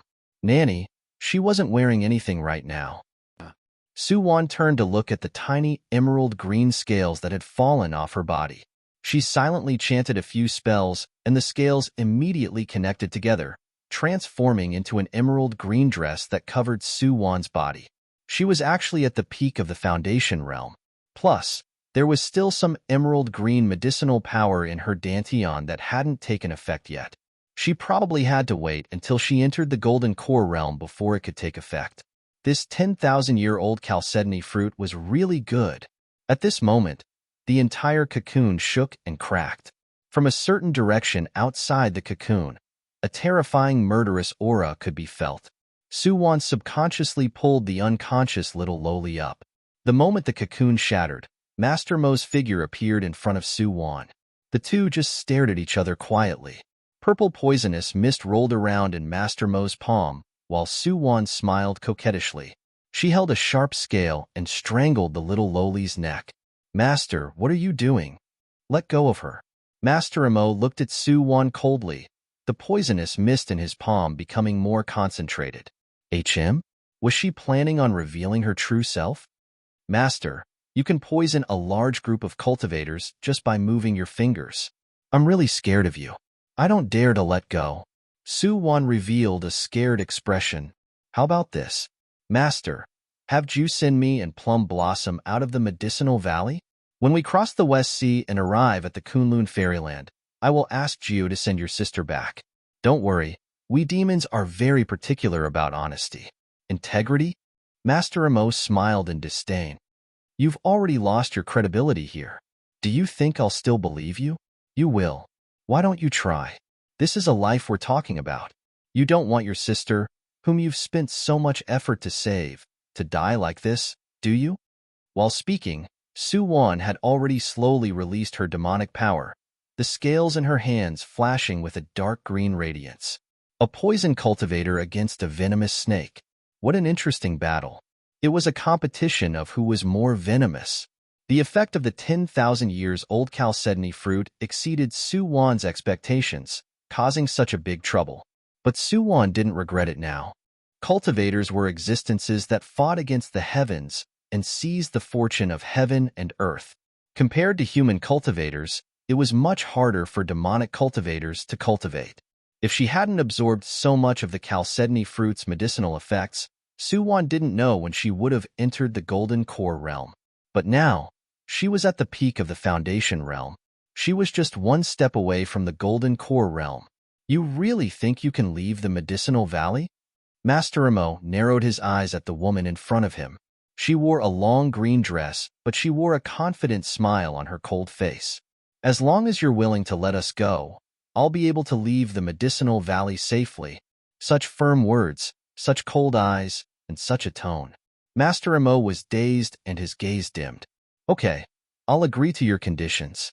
But, little green snake, I'll definitely take your life the next time we meet. Same here. Suwon smiled enchanting. She knew that she had offended Master Imo badly this time. No matter if he was a mission enforcer or not, she could only avoid him when her cultivation wasn't as high as his. But Songyue mainland was so big. Couldn't she avoid one person? Little Plum Blossom was still in a daze even after Ju used her body to bring Su Wan, Little Plum Blossom, and the others out of the medicinal valley. Little Snake, you really turned into a human? You're so pretty. Are you going to bring me to a place where human cultivators gather? Will we be discovered? No, don't worry. Su Wan comforted Little Plum Blossom, who was inexplicably emotional. Gio could only stare at the sky speechlessly. Dear friends, aren't you guys focusing on the wrong thing? Do you really think you can escape from Master Mo's pursuit? This baby has been by his side for many years, and has long known the other side of him that he will seek revenge for the smallest grievance. Moreover, anyone who has been targeted by him, no matter where they flee to, will be easily locked onto by him and then killed. Sigh. As expected, ignorant people are the happiest. The West Sea was a vast place. To cross the West Sea to the Kunlun immortal realm, unless it was a cultivator above the nascent soul realm who could travel 100,000 miles a day, the easiest way for other cultivators to cross the sea safely was naturally to take a boat. When they got near the ferry, Little Plum Blossom, who still couldn't turn into a human, could only turn into a plum blossom hairpin. Su Wan stuck the hairpin in her hair, while Gio transformed into a girl dressed in red. Looking at the red-clothed young lady with bright eyes and white teeth, it was really hard for Su Wan to associate her with the man-eating flower that opened its bloody mouth and chewed up corpses bit by bit. Okay, let's go. Gio glanced at Su Wan, and Su Wan nodded. She carried the unconscious Loli and followed behind Gio. There was only one boat a day from the shore of the West Sea to Kunlun. The one responsible for the safety of the boat was the second-rank sect Ziyang sect in Kunlun. Second-rank sects were already very strong sects in Songyue mainland, second only to the 3 first-rank sections. Ziyang sect had always punished evil and promoted good. They were the model of a righteous sect. Therefore, everyone was at ease taking their boat. Su Wan and Jia's luck was pretty good today. When they arrived at the ferry, the boat was just about to leave. After Gio showed the Medicinal Valleys token, the 3 naturally boarded the boat without any obstructions. Seeing the unconscious girl in Su Wan's arms, the cultivator on the boat couldn't help but take a few more glances. Is this girl from your Medicinal Valley too? Su Wan smiled faintly at the cultivator's words. This is my younger sister. She accidentally went berserk while practicing martial arts. Fortunately, this junior sister from the Medicinal Valley saved her, allowing her to escape from death. Oh, the cultivator smiled and glanced at Gio. The Medicinal Valley's cultivators have always been the role models of our generation. Young friend, you're so young yet you have such a good cultivation. Which expert from the Medicinal Valley is your master? Hearing the cultivator's words, Ju raised her head arrogantly. My master is known as Poison Saint Master Imo. Master Imo. Hearing those 3 words, the cultivator subconsciously took 3 steps back and his face turned pale. Gee, Master Imo? The number 1 poison cultivator in the world. Cough. So you're Master Mo's people. Sorry for not recognizing you. There are 2 superior guest rooms on the boat. Taoist friends, please follow me. Master Imo was this famous in Kunlun Paradise? Su Wan was a bit surprised by this. After all, she had been staying in Wanyao Mountain. She had only heard about Kunlun Paradise from other people. Chapter 394. The Ziyang sect's ships were all high-class magic treasures from the Daki sect. Not only was the entire ship extremely strong in defense, but it also had a terrifying attack power. Therefore, this ship had never had any accidents in the past few hundred years when it sailed on the West Sea. Even if there were some ignorant sea demons that came to cause trouble, they would be quickly killed by the Ziyang sect's attendant disciples on the ship. Su Wan and Gio were arranged to stay in 2 adjacent rooms. Right now, Su Wan had already placed the little Loli she kidnapped on the bed. The girl's face was flushed and her eyelashes trembled. She actually showed signs of waking up. Should he cast a hypnosis spell on her and let her continue sleeping? While Su Wan was hesitating, the little Loli on the bed suddenly opened her eyes. A pair of clear and pure eyes stared unblinkingly at Su-won's face. Su-won froze. She didn't know why, but seeing such a cute face and pure eyes, she felt really familiar and comfortable. This kind of eyes and this kind of little loli seemed to have appeared in her life before. Was it some mission world? Su-won couldn't remember. Mother. The little loli blinked and called out in a childish tone. Su-won immediately shook her head awkwardly. No, no, no. I'm not your mother. I'm sister-in-law? The girl tilted her head and looked innocently at Su-won. I can feel it. You have brother's aura on you. Your sister-in-law, right? Su-won's gaze shifted and she smiled at the little loli. Yes, I'm your sister-in-law. Your brother told me to take you to Kunlun Paradise to learn martial arts. But you can't let outsiders know of your identity. Do you understand? Oh. The little girl nodded obediently. Chinner knows. Brother taught me this before. We can't tell others our identities. As a descendant of that race, she couldn't let anyone discover her special bloodline. Otherwise, what awaited her and her brother wasn't as simple as a disaster. So this beautiful sister was really her sister-in-law. Big Brother actually told her his biggest secret? Chin-er completely believed Su-won. Seeing how cooperative Master Mo's sister was, Su-won couldn't help but smile. Okay, Chin-er, right? Rest a bit more. We're on the ship heading to Kunlun Paradise. Remember, other than sister-in-law, don't believe anything anyone says to you. Do you understand? Nen. Chin-er nodded vigorously. Sister-in-law. Don't worry, Chin-er will remember it. Such a good boy. Seeing that Chin-er had fallen asleep obediently, Su-won let out a sigh of relief. Thankfully, the little loli was easy to coax. The boat would take a few days to reach Kunlun Immortal Domain. She couldn't make any mistakes on the way. Su-won didn't want to be eliminated so quickly. She still had important things to do. Thinking of this, Su-won felt that her mind was a bit muddled. She silently recited a few clear heart incantations and finally gradually calmed down. The first night on the West Sea was calm and tranquil. There were no dreams. The second day, when Su-won woke up, Chin-er was already awake. She blinked her innocent eyes and looked at Su-won. Sister-in-law, did I sleep for a long time? Is my brother okay? Chin-er's memory stopped at the time when she was 7 years old. When she was unconscious, her consciousness was sometimes awake and sometimes silent. Therefore, she really didn't know how long she slept for. She just faintly felt that this world was many years in the future. Hearing Chin-er's question, Su-won gently rubbed her black hair. Chin-er, be good. You didn't sleep for long. My brother is doing well. You'll be able to see him soon. And Chin-er immediately nodded her head. Little Plum Blossom, who had been pretending to be a plum blossom hairpin that didn't know how to do anything, was secretly studying Su-won and Chin-er. The little snake seemed to be really nice to Master Mo's sister. Right. Sister Ju said that women didn't mean what they said. Then did the little snake like Master Mo? But she was a snake. Weren't snakes cold-blooded? Little Plum Blossom thought that this world was too complicated. For a moment, she didn't even want to cultivate to become a human anymore. Ju was the happiest person seeing that Chin-er woke up. She kept trying to get closer to Chin-er, but it was all in vain. Chin-er seemed to only believe Su-won. She didn't believe that she was her brother's servant. You're not my brother's servant. You don't have my brother's scent. Little Chin-er firmly believed this. Ju was speechless. What kind of logic was this? She had been by Master's side for so many years. How could she not have Master's scent? Even if she really didn't have Master's scent, how could the little snake be tainted with Master's scent? Ju felt that she seemed to have discovered a huge secret. What did the little snake and Master do behind her and Little Plum Blossom's backs? In reality, Su-won was also puzzled. Why did Master Mo's sister insist that she had Master Mo's scent on her? How did she judge? Ju didn't know, and neither did Su-won. Only Chin-er knew that there used to be a race in this world. They never looked at a person's appearance. They looked at that person's soul.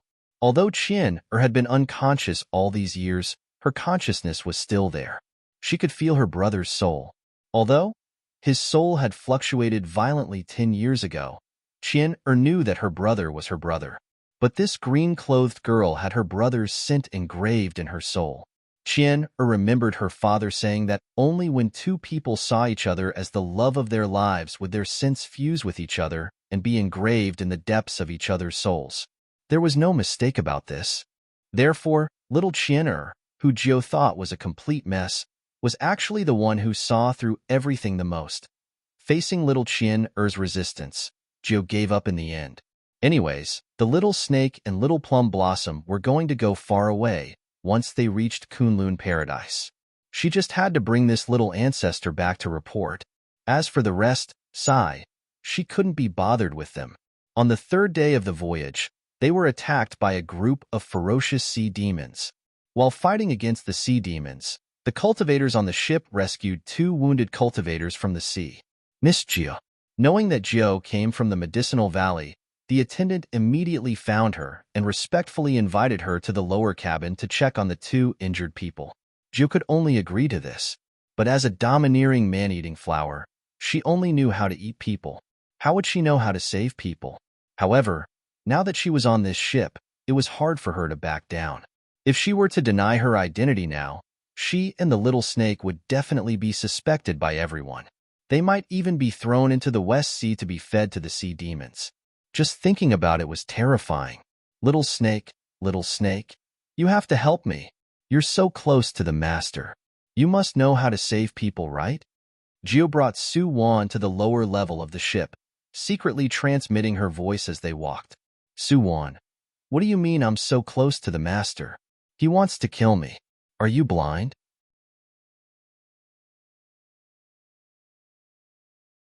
Chapter 395. Jiu and Su Wan were brought to the room by Xiang's sect's attendant. Jiu smelled fresh blood the moment she entered. It was really strong and fragrant. She immediately became excited. All of you, get out. Get out. After shooing everyone out of the room, Jiu came to the bed before Su Wan. There was a person lying on each of the two beds. Both were young men. Although they were covered in wounds, one could tell that they were dignified young masters. One of them smelled fresh blood, and Jiu couldn't help but swallow her saliva. Oh my God. I've sucked so much blood and eaten so many people, but I've never encountered such delicious food. This is the most delicious food in the world. Little snake, that person's blood is really strange. The plum blossom on top of Su Wan's head couldn't help but speak. She had learned many spells with Jiu during this period of time and also developed a habit of sucking blood. Therefore, the little plum blossom smelled the unusual fragrance the moment she entered the room. Jiu, don't do anything rash. Su Wan sniffed, and her expression immediately changed. She ran to the bed and stopped Jiu, who was about to suck blood. Don't drink it. There's something wrong with this person's blood. There's something wrong?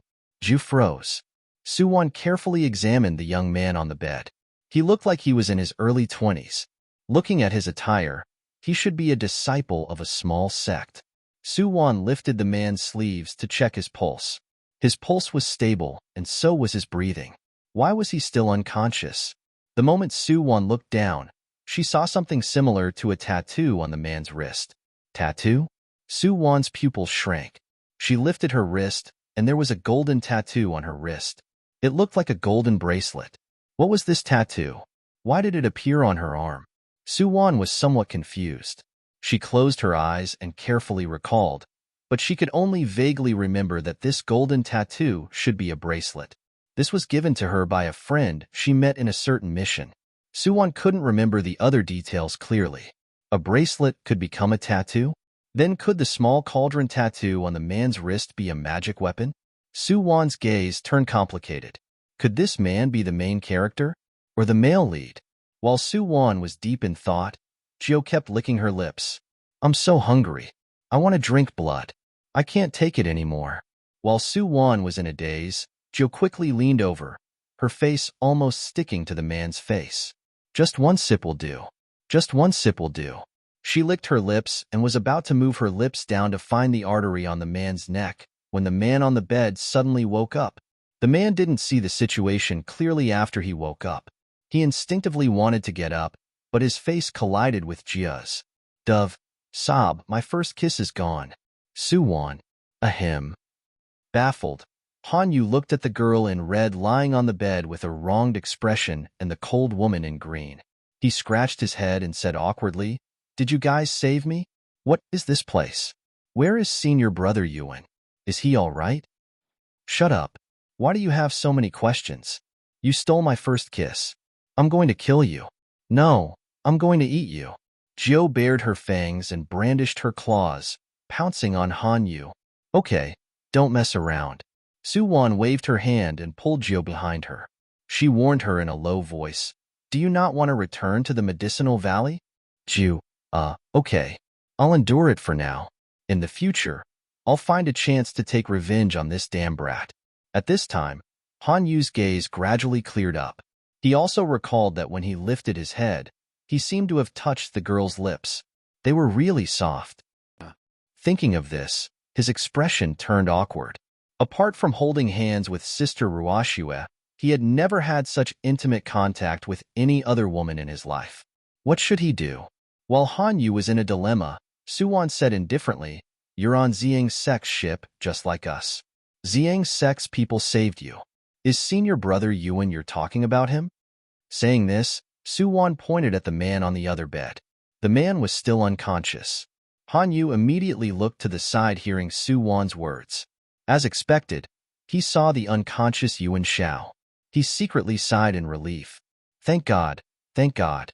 As long as senior brother Yuan was still alive, that's good. Taoist friends, are you also Xiang's sex disciples?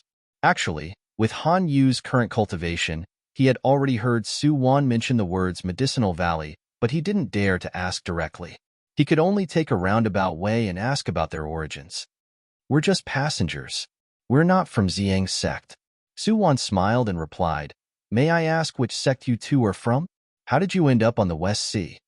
Seeing that Su Wan didn't mention her origins, Han Yu could only smile. "We're from the 4th rank sect, Lingbao sect. This time, senior brother Yuan and I took the sect's spiritual ship to the West Sea to search for materials to craft magic weapons.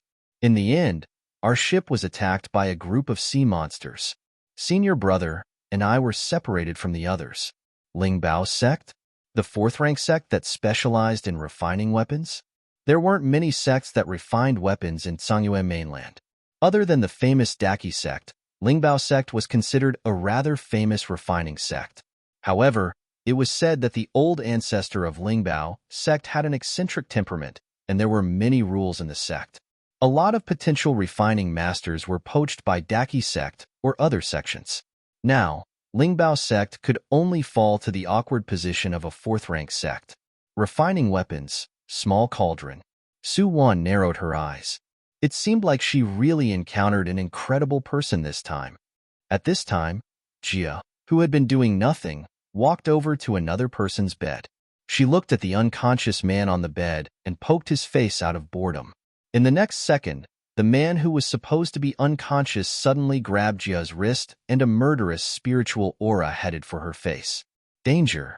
At the critical moment, Su Wan was about to make a move, but Han Yu had already raised his hand and tossed out an umbrella-shaped spiritual treasure. The treasure automatically opened, helping Jiu block the spiritual qi. Senior brother Yuan, they're not evil people. Han Yu anxiously shouted at Yuan Shao. Not evil people? Yuan Shao, who had just regained his consciousness, slowly opened his eyes. In fact, Yuan Shao didn't know what was going on in the room. He just felt that someone was beside him. The habit he had developed over the years made him instinctively make a move. At this moment, he opened his eyes and saw the two beautiful women in front of him. Yuan Zhao's gaze flickered.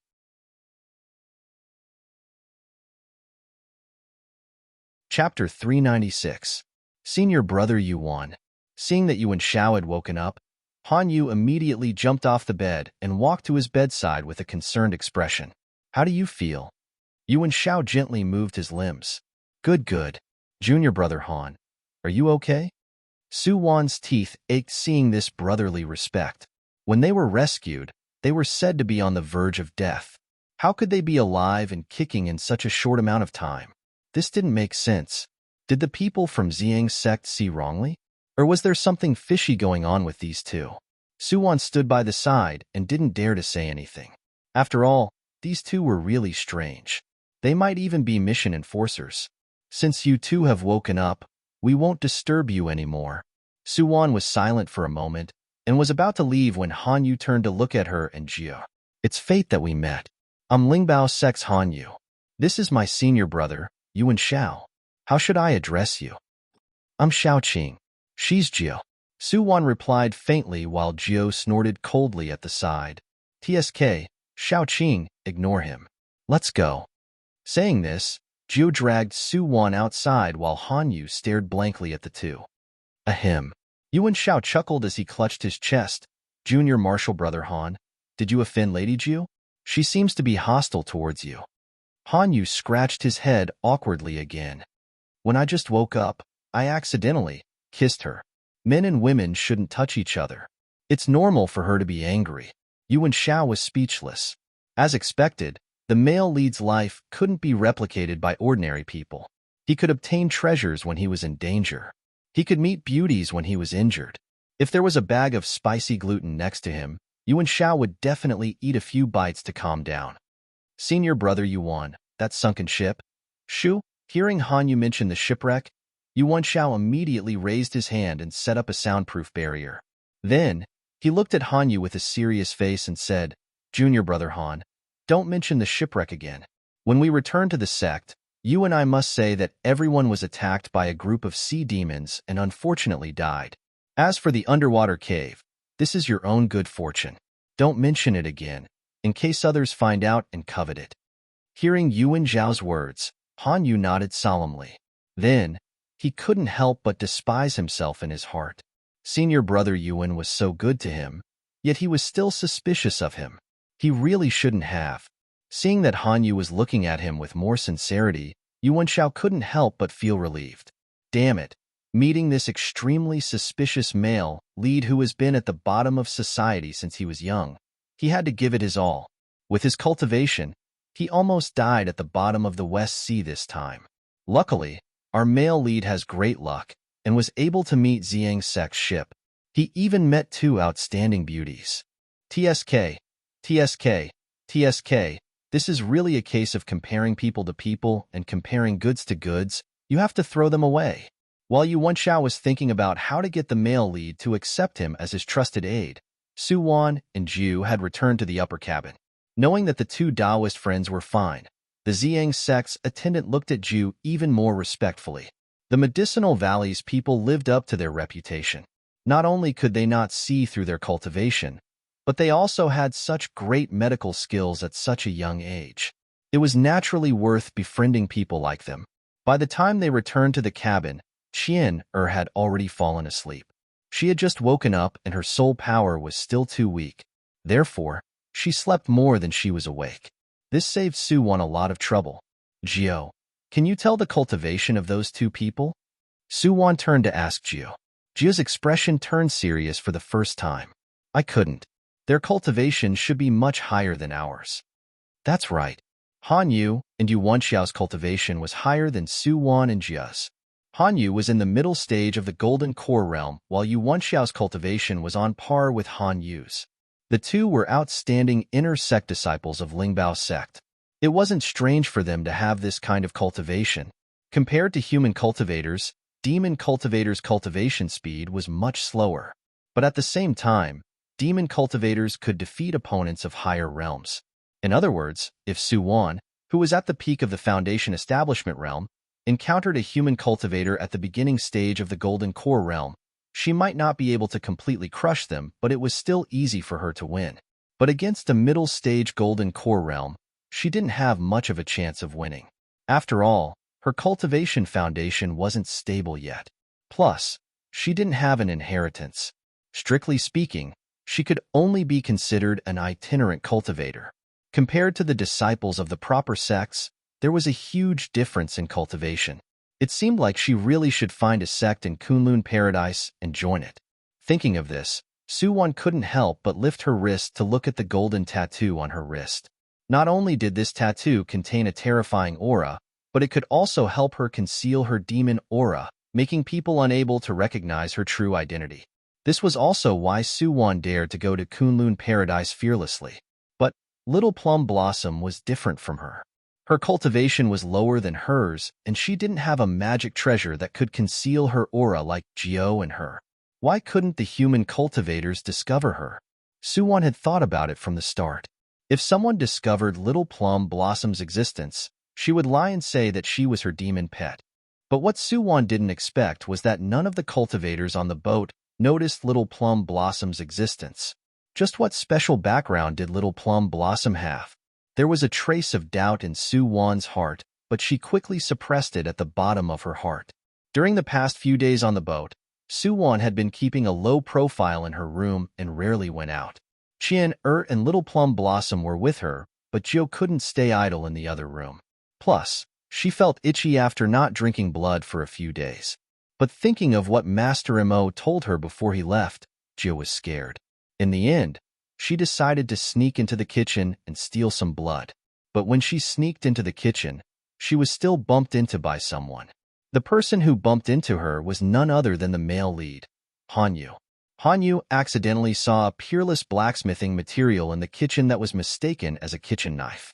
He planned to secretly study it at night. If he didn't sense wrongly, he would find an excuse to buy that knife the next day. Who knew that he would run into Gio, who went to the kitchen to steal some blood? The two of them had a big fight when they met. Then, Hanyu realized that the other party was actually the red-clothed girl from that day. He immediately turned around and ran away. The kitchen knife that he had been studying for half a day was brought back by Gio in a muddle-headed manner. Say, is he crazy for going to the kitchen to stare at a kitchen knife in the middle of the night? Gio angrily went to Suwon's room and tossed the kitchen knife on the table. Suwon's gaze brightened hearing Gio's words. Why was a male lead called a male lead? It was because they could always get great benefits. They could always treat the supporting characters and passers-by as idiots.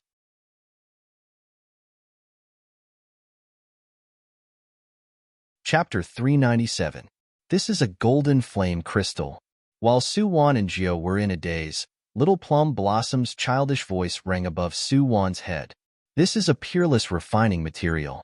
Ever since the flame immortal self-destructed 5,000 years ago, it's rare to see such a peerless refining material in Songyue mainland.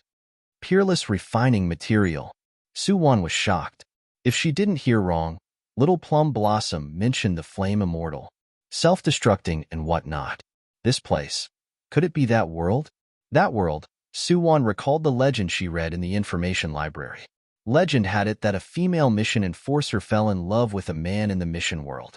She disregarded the heavenly law's punishment and wanted to give birth to a child for the person she loved.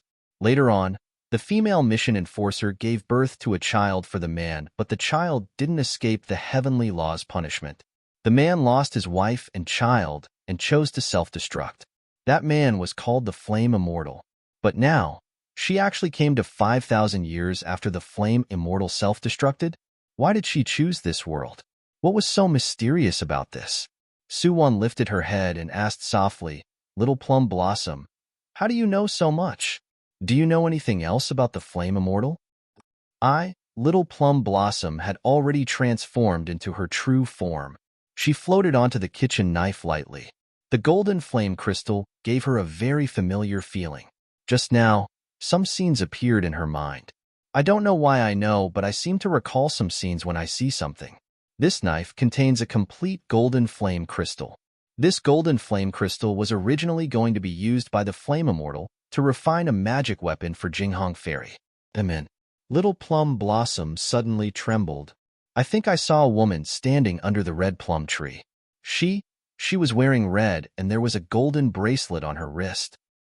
What? Suwon froze hearing Little Plum Blossom's words. She subconsciously touched her wrist. The golden tattoo was still there. Unfortunately, it's just a back view. I can't see her face. Little Plum Blossom's mood suddenly dropped. The red plum tree in the image gave her a very familiar and intimate feeling. Was that her mother? Little Plum Blossom wasn't sure, but she knew that the red plum tree and the woman under it had to be related to her. A red plum blossom, a red dress, and a golden bracelet. Suwon sunk into deep thought. Ju lifted her brows carelessly. What is this? Little Plum Blossom, aren't you a red plum blossom? I'm still wearing red clothes. If the little snake has a golden bracelet, will be complete. Damn. Don't tell me I'm the reincarnation of the flame immortal. Wait. Su Wan's gaze suddenly brightened. Reincarnation? Inheritance? Forging? Small cauldron? Little plum blossom? Is the flame immortal also a blacksmith master? Yes. Little plum blossom nodded. In the constantly changing scenes, although the flame immortal could only be seen from the back, he was indeed a master refiner. Plus, he had a really powerful cauldron. As expected, Su Wan couldn't help but smile. Han Yu was the male lead, and the small cauldron tattoo on his wrist was the Flame Immortal's #1 magic weapon from 5,000 years ago. Based on the current plot, Little Plum Blossom's background was mysterious. She seemed to have a lot to do with the Flame Immortal from 5,000 years ago, but Han Yu didn't discover her. This meant that Han Yu couldn't be the Flame Immortal's reincarnation. Then Han Yu was most likely the Flame Immortal's inheritor. After he obtained the mysterious cauldron, it would guide him to everything related to the Flame Immortal. Then he would activate the inheritance that the Flame Immortal left behind 5,000 years ago. From then on, he would walk on the path of a powerful male lead. Ding! At this time, a mechanical voice rang in Su Wan's mind. Congratulations, Mission Enforcer Su Wan. You've guessed the main plot of this mission world. You have a chance to ask a question. I will give you an answer based on the situation. Remember, you only have one chance. Gentle reminder. In order to be fair, you're forbidden from asking other mission enforcers' identities and locations. Thank you for your cooperation. So the test could be played like this? Su Wan froze. Then she couldn't help but ask in her mind, which sect is the safest for me to find a master in Kunlun Paradise? Joyous sect. After leaving behind a 3-word answer, the voice went silent. Joyous sect? Su Wan immediately furrowed her brows. She asked this question skillfully because there were still over 30 mission enforcers. According to the headquarters habits, each sect would have at least one or even more mission enforcers. Then where would Yi Xian and Ding Jujia be? The place they were at was definitely the safest place for Su Wan. That was why Su Wan asked this question. But the headquarters answer made Su Wan speechless. Joyous sect, the most famous dual cultivation sect on the mainland. Okay, this was practically tailor-made for Ding Jujia. All the beautiful men in the world were cauldrons. But if it wasn't Ding Jujia but Yi Xian who was in the Joyous sect, Su Wan sighed inside. Joyous sect really wasn't her cup of tea. It seemed like she had to rely on herself. She couldn't rely on the headquarters warning anymore. The golden flame crystal was a good item, but it was a crime to have it. With Su Wan and Jia's cultivation, the two of them couldn't protect such a valuable item. She might as well return it to the male lead and do him a favor. The kitchen in the cabin was missing a kitchen knife, but the cooks didn't mind it too much. Because they were spiritual cooks, they all had their own kitchen knives. No one cared about the broken kitchen knife. Han Yu had accidentally lost the kitchen knife. Right now, he was vexed. Who knew that Su Wan returned the knife to him on her own at night? This is a good item. Taoist Han, be careful with it in the future. Su Wan's tone was mysterious when she returned the knife. She didn't want Han Yu to think that she was an idiot. She wanted to befriend and rope the male lead in. Of course, the most important thing was to make the male lead feel like he owed her a favor. Han Yu looked at Su Wan and revealed his signature awkward smile. Miss Xiaoqing, this. What is this? Taoist Han, you know and I know too. Didn't you say that it was fate that brought us together? If we meet again, I hope that Taoist Han won't be stingy and can use this to forge a suitable weapon for me. Of course, you just need to add a little. I'm not greedy. Su Wan smiled at Han Yu and then turned around to leave. She knew everything? Han Yu watched Su Wan's back and smiled faintly. It was rare that she was smart and knowledgeable. It's just a weapon. Han Yu, will remember the favor of returning the knife today. 3 days later, Zhang Sek's ship finally docked at the border of Kunlun Paradise. While little Qian was asleep, Su Wan left with little Plum Blossom. This was just the border of Kunlun Paradise. There was still a long way to go to the center. Su Wan spent some spirit coins to buy a map of Kunlun Paradise. The locations of all the sects were marked on it. Even the date and month when the sects would start recruiting disciples was clearly written. Calculating the days, Suwon realized that she was just in time for Xiang sect and Fairy sect to recruit disciples. Fairy sect was one of the 3 first-rank sects in Songyue mainland, and Xiang sect was a second-rank sect that couldn't be underestimated. After thinking about it, Suwon felt that Xiang sect was better. Fairy sect's foundation was too deep, and there were a lot of old monsters in the sect. If they found out that she was a little plum blossom, it would be troublesome.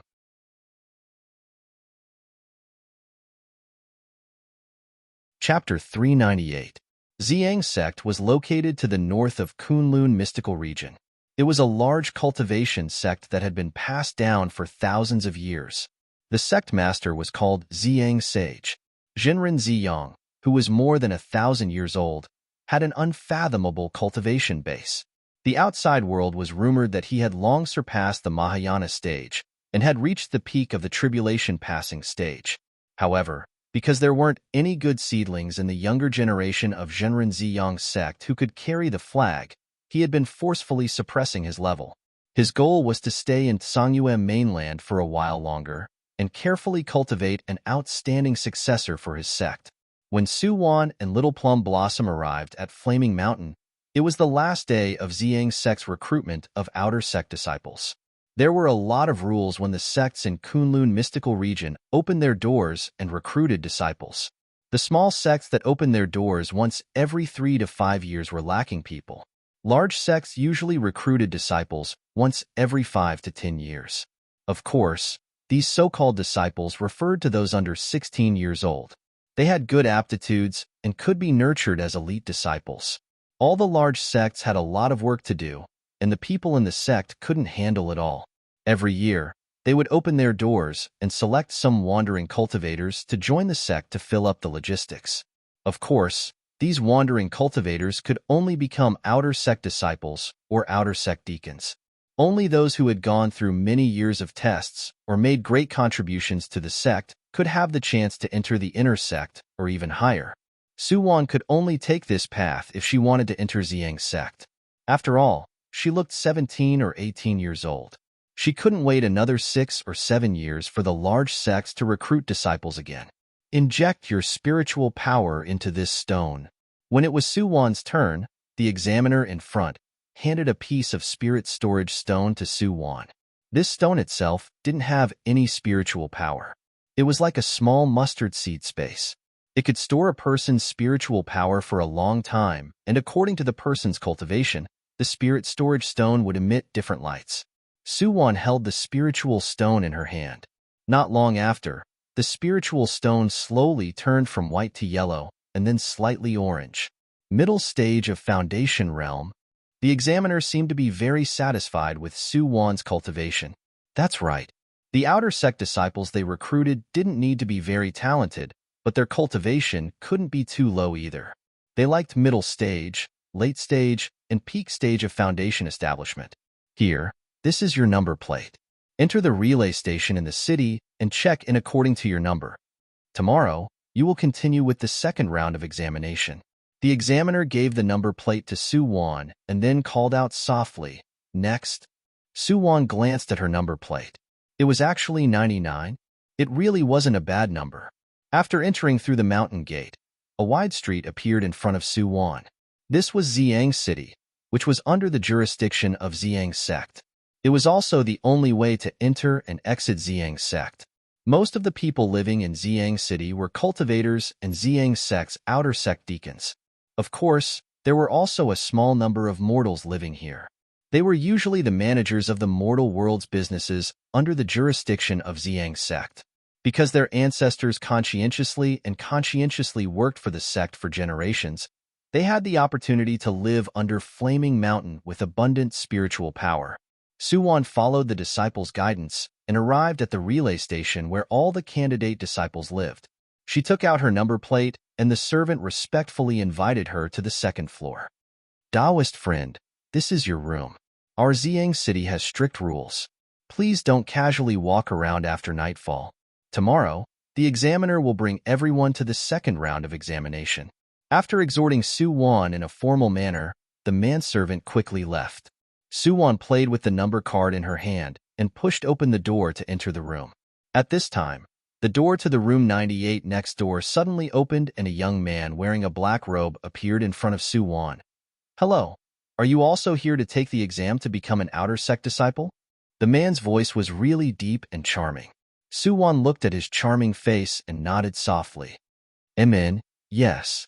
I'm Yi-chung. You?" Yi-chung smiled faintly at Su-won while saying this. A faint smile slowly bloomed on his devilish face, making him seem more gentle and less cold. "I'm Xiaoqing." Su-won was still using the name that Master Imo gave her. Fine. She wouldn't admit that she was used to it. She was just too lazy to change her name. "Xiaoqing?" Yicheng lifted his brows hearing Su-won's name. He wanted to say something, but a purple figure quickly ran over.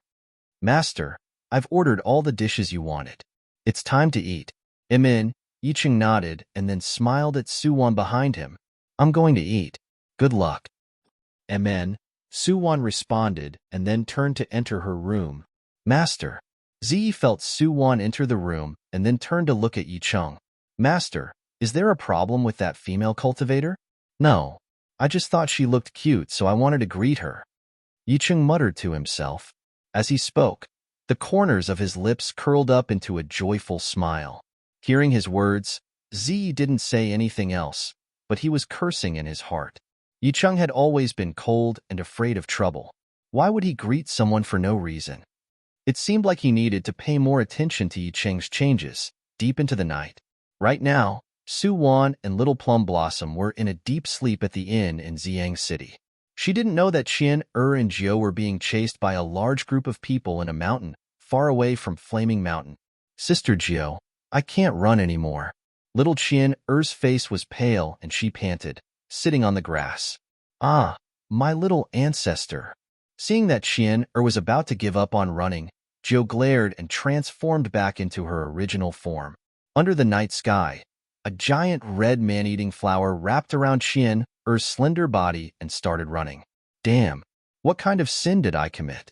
Jiao was crying in her heart as she ran.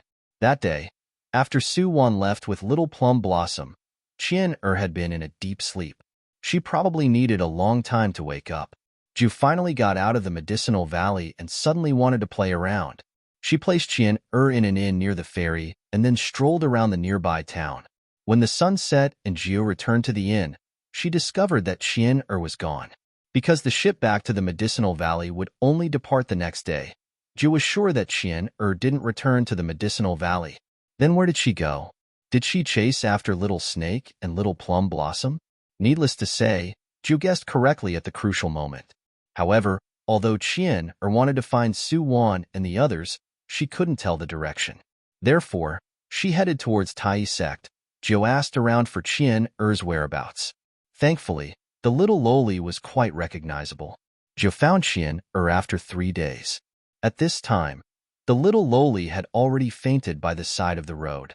Jiao Xian anxiously wanted to bring her to an inn to rest. In the end, before the two of them left the forest, they encountered a group of Greater One Sect disciples fighting with another group of black-robed men. The tragic thing was that the Greater One Sect disciples were completely annihilated in their own territory. As the only witness of this battle, Jiao started her life of being chased.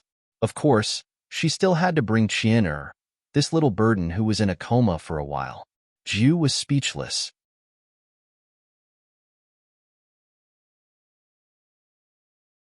Chapter 399. It was a dangerous night and a silent mountain. Jiao, who was surrounded by men in black, looked at the unconscious Qian in her arms. She wanted to cry, but no tears came out. Could it be that I am destined to perish here? The wind rose and the sword fell. When the sword with spiritual chi came, Jiao was ready to fight to the death. At this moment, an umbrella-shaped spirit treasure suddenly flew in front of her and blocked the attack for her. "This is Han Yu." Jiao's eyes lit up. The next moment, Han Yu and Yuan Shao appeared in front of her. So this was the path that Han Yu and Yuan Shao had to take to get back to Lingbao sect. Han Yu. Although I can't explain the reason, I can't let Miss Jiao be in danger. Yuan Shao. Damn it. Following the male lead is always restless. How long would it take for this to happen? Boss, where are you? Let's go. Because of Han Yu and Yuan Zhao's help, Jiu protected Qian air while retreating. The three of them were on par with the men in black. At this moment, a strange fragrance wafted through the wind. Accompanying the fragrance was a woman in red. She wore a red off-the-shoulder dress, revealing her fair shoulders. A red veil covered half of her face. Under the moonlight, only a pair of sparkling eyes could be seen. The arrival of the woman in red made the scene strange. Jiu, damn, they actually wore the same clothes. She wouldn't admit that the woman in red had more aura than her. The woman in red glanced at Jiu, and then at Han Yu and Yuan Shao. She seemed very interested. The next moment, black killer bees flew out of her hand. The black bugs merged with the night, making it impossible to see with the naked eye. Killer bees. This is everyone. Be careful. She's Dong Qingxiu.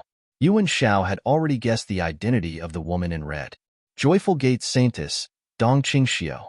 She liked to wear red. She was unrestrained and ruthless.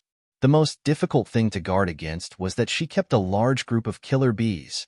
If this was a mission enforcer, Yuan Shao immediately thought of a name. Could it be that Ding Jiejia? Would the higher-ups treat her so well?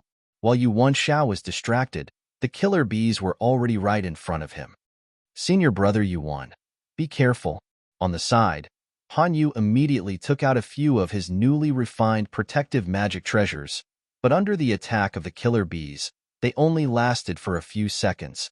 It was rumored that Dong Qingxiu had already entered the late stage of gold core with the help of dual cultivation, and her killer bee had already entered the peak stage of gold core. Moreover, the attack power of the demonic beast was so great that it was equivalent to a human cultivator at the early stage of nascent soul. Not long after, Han Yu and Yuan Shao also began to feel a little powerless. Dong Qingxiu, who was dressed in red, was gradually closing in on the two of them. All those who were in the way, all those whose cultivation was lower than his, should be killed. This was the advantage of being an evil cultivator. He could kill the innocent without being suspected by anyone. Just as Dong Qingxiu was smiling and waiting for her victory, the wind suddenly changed. An invisible sense of danger suddenly sprang up from the bottom of her heart. Danger. Dong Qingxiu's pupils contracted. Hurry and retreat. Before her voice died away, the men in black around her, including Han Yu and the others opposite her, all fell to the ground along with the night breeze. A white figure walked over under the moonlight. His clothes fluttered, reflecting the man's jade-like face. Su? Dong Qingxiu froze and subconsciously wanted to run. But in the next moment, the man suddenly appeared in front of her. A pair of slender and powerful hands tightly gripped Dong Qingxiu's throat. Dong Qingxiu, who had just been exceptionally brave, was now like a newborn baby in front of him. She couldn't fight back at all. You? Dong Qingxiu struggled to speak, but the other party just gripped her expressionlessly as if he could kill her at any time. No, she couldn't die. Determination seeped out of Dong Qingxiu's gaze. In the next moment, her body suddenly exploded. Blood splattered everywhere, and spiritual energy surged. Master Emo retreated. Not a single drop of blood splashed onto him. However, Dong Qingxiu exploded her body and her nascent soul escaped in the blink of an eye. She actually condensed her nascent soul. The cultivation world only knew that Dong Qingxiu had just advanced to the late golden core state not long ago. She wasn't even in the perfect golden core state. But right now, Dong Qingxiu exploded her body and her nascent soul left her body. Master Emo stared at the direction Dong Qingxiu's nascent soul escaped in and couldn't help but sneer. As expected of the most outstanding mission enforcer over there. You hid yourself really well. Unfortunately, although you escaped this time, your nascent soul can only possess people with lower cultivation. Next time we meet, you still won't be my match. The night wind seemed to be getting stronger, causing Master Mo's robes to flutter.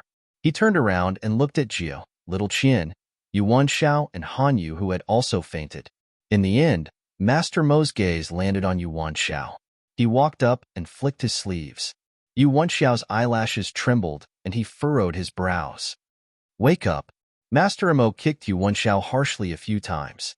Yuan Shao immediately opened his eyes.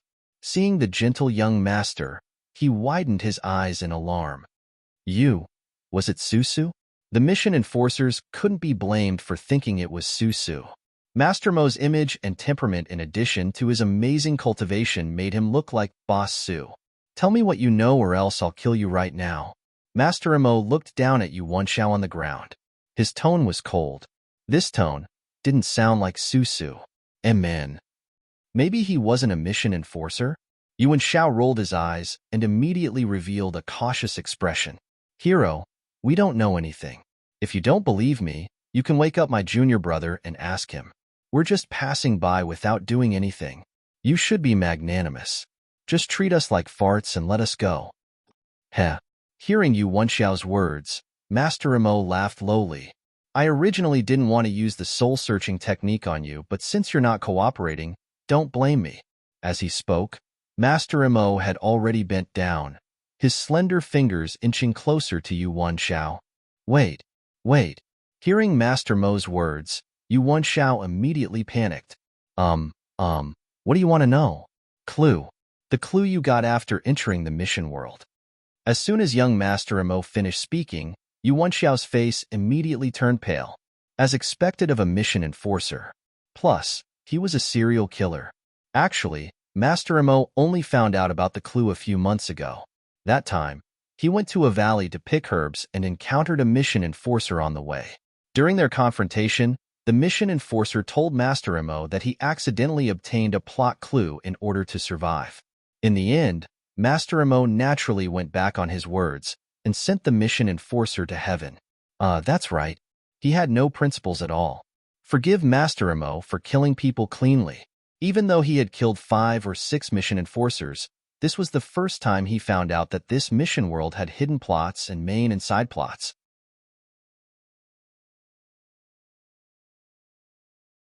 Chapter 400. Clues from the Mission World. Hearing Master Mo's words, Yuan Shao knew that he was in trouble.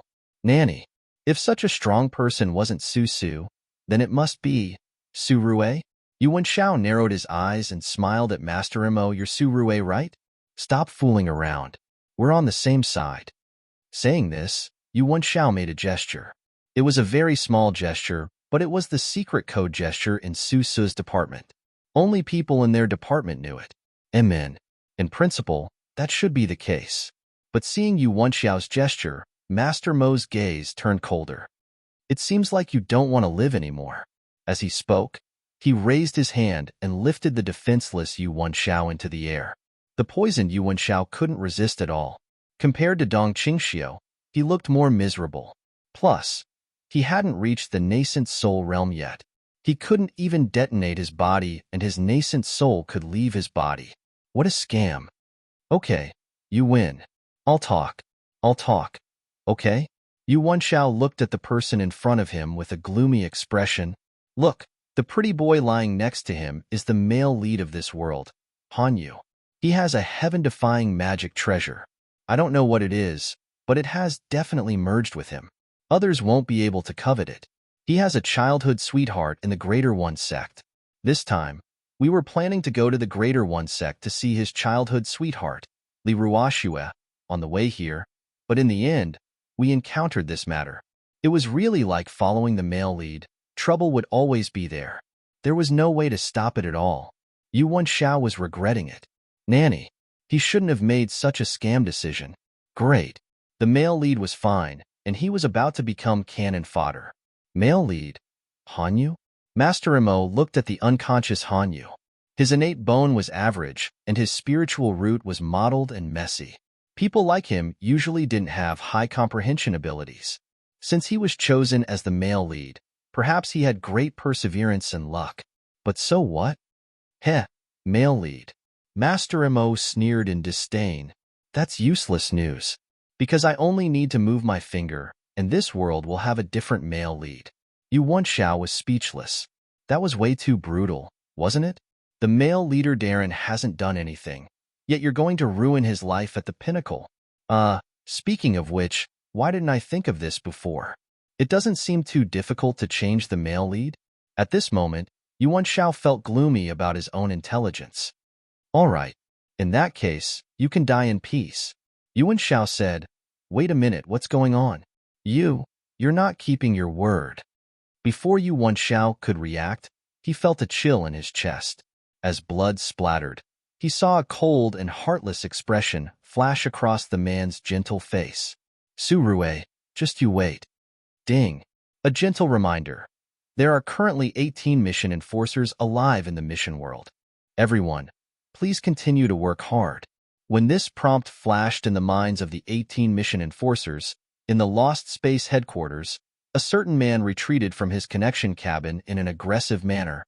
Complaint. I want to complain about Su Rue. Ahem. Young Master Yi, you're out so soon? Chi Yu's teasing voice answered Yi Kanhuan. Why are you here? Yi Kanhuan stared at Chi Yu in shock. Didn't Su Su not bring this guy to participate in the competition? Boss and the others aren't here. I came to the headquarters to submit some materials. Saying this, Chi Yu smiled and waved the materials in his hands. Oh my, everyone in our department is still alive. Plus, most of the eliminated mission enforcers were killed by our department's mission enforcers.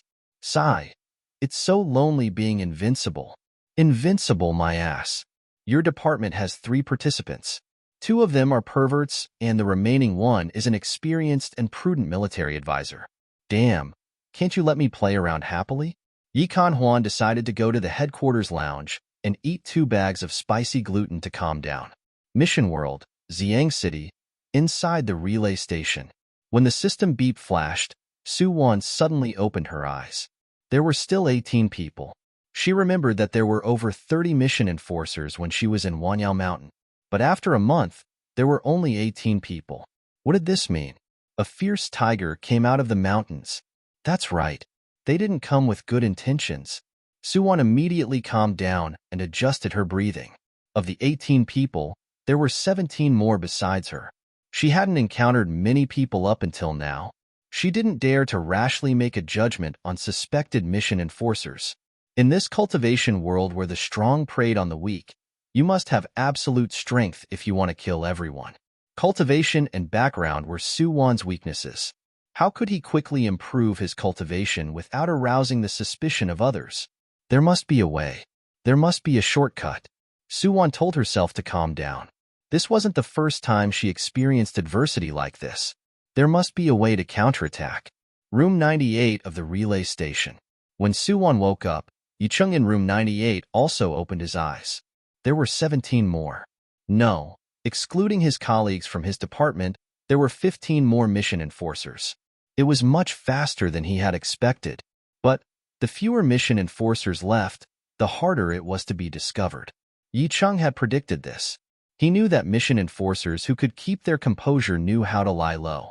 There was no time limit to cultivation. Sometimes, decades and centuries passed in the blink of an eye. There was still a long road ahead. The ones who could make it to the end were the true opponents. That night, how many people were tossing and turning, unable to sleep? Someone in Xiang's sect looked up at the starry sky and then continued to meditate and cultivate. In Tianyun's sect, a person wearing a gray disciple robe held a tortoise shell and divined for himself. Amen. There's a great danger in the north. He planned on going back to ask his master for some resources and then going into seclusion. He would come out after 8 to 10 years. Amen. Then he happily decided.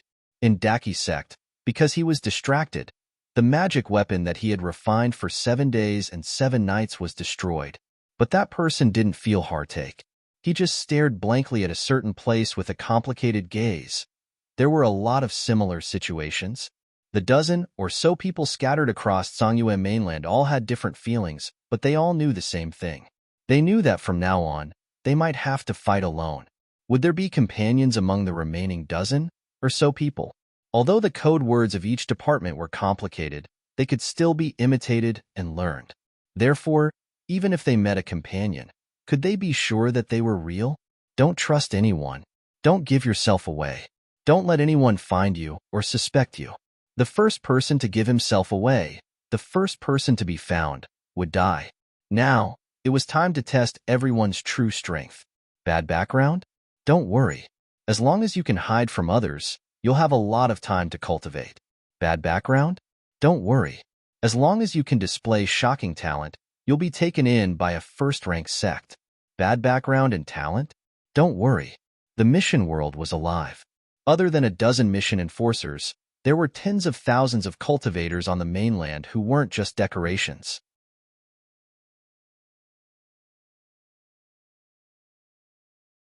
Chapter 401. The next day, the sun shone brightly. Suwon woke up from her meditative state. Not long later, she heard the door next door open. Then the courtyard started to become noisy. It seemed like everyone couldn't calm down. As the time for the second round of exams arrived, the 100 or so candidates followed Ziyang Sect's main examiner to the location of the second round of exams, Ziyang Sect's mountain gate. Ziyang Sect was located on the peak of Flaming Mountain. Flaming Mountain was a very famous holy land in Kunlun mystical region. Apparently, 8,000 years ago, the Flame Immortal once faced the rising sun and comprehended Taoism here. Afterwards, this mountain was called Flaming Mountain. Of course, legends were mysterious and magical. In reality, 8,000 years ago, the Flame Immortal shamelessly chased after his wife here to watch the sunrise. The second round of exams today is very simple. From the mountain gate in front of us to the main door on the mountain, there are a total of 3,129 steps. Everyone who can reach the main door within an hour will become Ziyang Sect's outer sect disciple. Hearing the examiner's words and looking at the towering steps in front of them, everyone revealed a solemn expression. Large sect's exams were very difficult. Among the 100 or so people, it wasn't their first time coming here. They knew the mystery behind this. From Ziyang Sect's mountain gate to the main door, there were over a dozen protective formations on the short 3,000 steps. Plus, there were only 5 formations used for the exams. When recruiting inner sect disciples, they would activate many formations to test a person's intelligence, perseverance, and potential. The more potential a person had, the faster they would walk. Disciples like this would naturally be highly sought after by the elders of the main peaks. When recruiting outer sect disciples, Ziyang Sect would only activate the Heart Demon Illusory formation. This matrix was just like its name. It tested your inner demons and your temperament. If you didn't have any flaws in your heart and didn't have any darkness, then you would naturally be able to leave quickly. Usually, the first to arrive would be approved by the elders, and the last to come out would be those with bad temperaments or those with evil intentions. People like that usually wouldn't be chosen by Ziyang Sect. As the examination began, many people saw the sand in the hourglass flowing bit by bit. Many people rushed up the stairs, but some people only took a few steps before they froze on the spot. Their faces turned pale and they vomited blood. This was a backlash from their own heart demons. Seeing some people being crippled on the spot due to their heart demons being too strong, those old examinees who were still standing at the foot of the mountain all sighed. Every year, there would be people dying here. This was no longer a rare occurrence. It really wasn't easy being a wandering cultivator. Didn't everyone risk their lives to have a place to settle down? How could any rogue cultivator who could fight until now dare to say that their hands were clean and their hearts were red? Suwon saw that there were people who had walked a few hundred steps. She couldn't help but take a deep breath and step onto the first step. It was really easy, no different from walking up the stairs normally. Suwon walked like she was walking on flat ground, climbing up 300 steps in one breath. Right now, she had already left a lot of people behind her, but there were still a few figures struggling to walk in front of her. Right now, there were 4 figures standing side by side in front of the main peak's entrance. They all wore golden robes, the robes of Ziyang Sect's elite disciples. Senior brother, the wandering cultivators participating this year seem to have good cultivation and temperament. They're much stronger than last year. Senior brother, do you think there's a chance that some of these people will be promoted to the inner sect or even the sect's elite hall? Hearing the junior brothers' discussion, Ziyang Sect's eldest disciple, Zhang Jingyi, looked calmly at the people below. No matter what, as long as they can contribute to the sect, they're worth nurturing. Saying this, Zhang Jingyi's gaze involuntarily landed on a purple-clothed girl. She walked as if she was flying, reaching over 1,000 steps in the blink of an eye. So fast, low-level inner demons couldn't affect her speed at all. Then what about high-level inner demons? Humans weren't saints. Everyone had their own flaws. Zhang Jingyi didn't believe that there was no one in this world who didn't have flaws. After reaching the 900th step, Su-won also froze when she saw the purple figure in front of her. Wasn't that the purple-clothed maid by Yi Cheng's side? She didn't expect her to be this amazing. However, she could tell that the purple-clothed girl was impatient and didn't want to fall behind. Su-won rested for a while. Seeing that the people behind her were about to catch up, she then slowly walked up. 1,000, 1,100, 1,300, 1,500. When Su-won reached the 1,999th step, she felt her vision blur and she immediately appeared in a familiar garden. This was Su family's back garden. There were sounds of moaning and moaning coming from the flower bed. Su-won couldn't help but walk forward. There were two people entangled in the flower bed. The two people were her sister, Su-yu, and her fiancé, Xing-yi. Heh. Su-won sneered. Her sneer made the two people in the flower bed come back to their senses. Xiao-won. Su-yu pulled her clothes over to cover her body in a panic. The face that Su-won was extremely familiar with wore a wronged and sad expression. So you could be like this after being caught cheating? Su-won, don't make things difficult for Xiao-yu. You don't need to say anything. I know you love her. You've always loved her. I'm just her substitute. Su-won smiled. While smiling, she plucked a red rose. The thorns on the rose stem pierced Su-won's fair and tender fingers, leaving drops of blood. Just a substitute. Xing-yi, what do you think you are in my heart? You're not even worthy of being a substitute.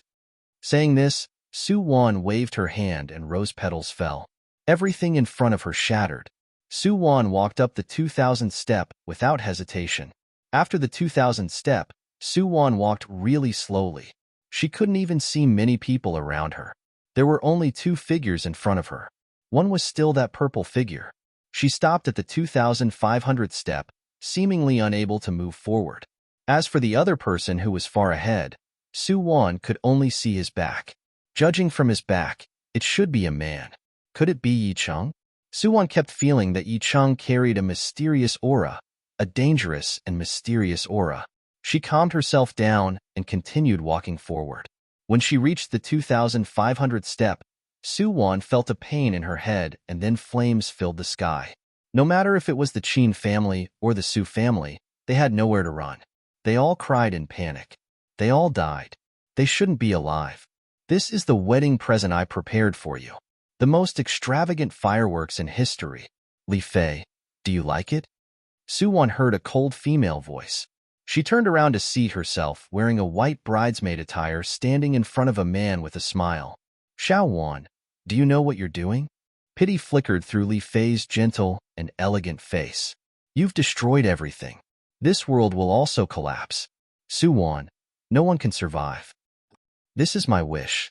If I, Su-won, can't get it, then I'll destroy it all. Su-won sneered at the man in front of her. Isn't it better if everyone dies together? Let's continue fighting to the death in our next lives. Saying this, she raised the remote control in her hands. As long as she pressed the button, the entire villa area would explode and turn into a sea of flames. Wife, don't play anymore. At the moment of imminent peril, a gentle and doting voice rang from behind Su-won. This voice was, Su-won suddenly turned around. The sea of flames around her disappeared, and so did Li Fei. In the dense fog, only a slender and elegant figure faintly appeared in front of Su-won. Su-won's heart beat fiercely. She recklessly chased after that figure. Closer, closer. When she finally grabbed his hand, the slender figure slowly turned around. Only a pair of cold and sharp eyes could be seen in the fog. Su-won suddenly opened her eyes. The fog around her dissipated. She had left the illusion. At this moment, there was someone standing beside her. His fingers gently grasped her ice-cold fingertips. Are you okay? The man's cold voice carried faint concern.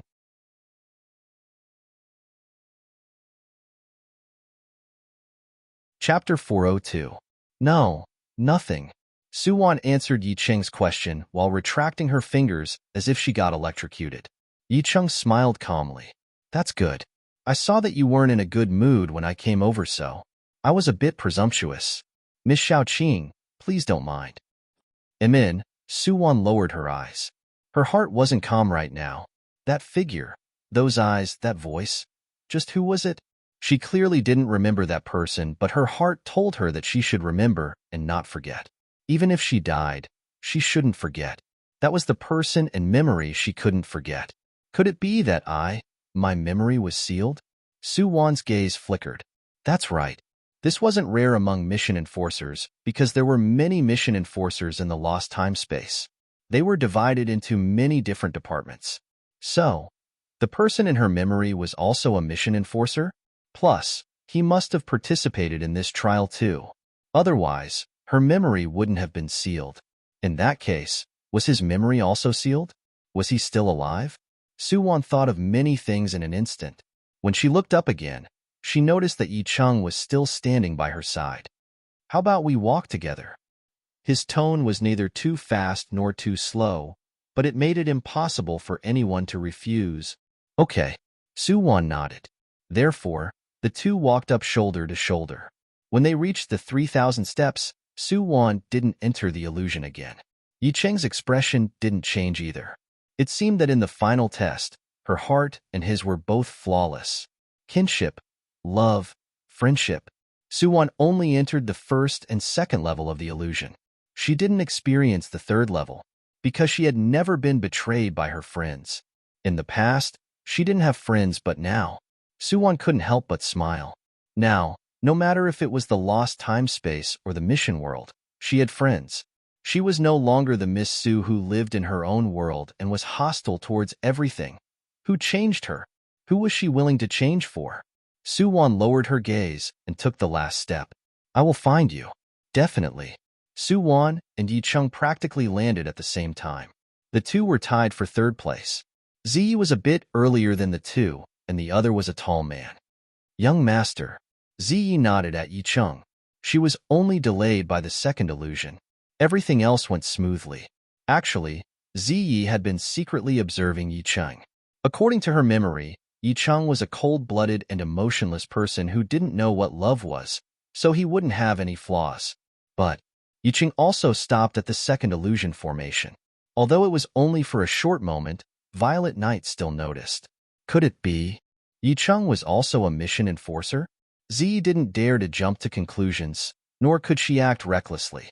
She knew Yi-cheng's cultivation was much higher than hers. Before she had absolute confidence, she couldn't alert him. Welcome to Xiang's sect. 2 hours later, only 37 people managed to reach the top of the mountain.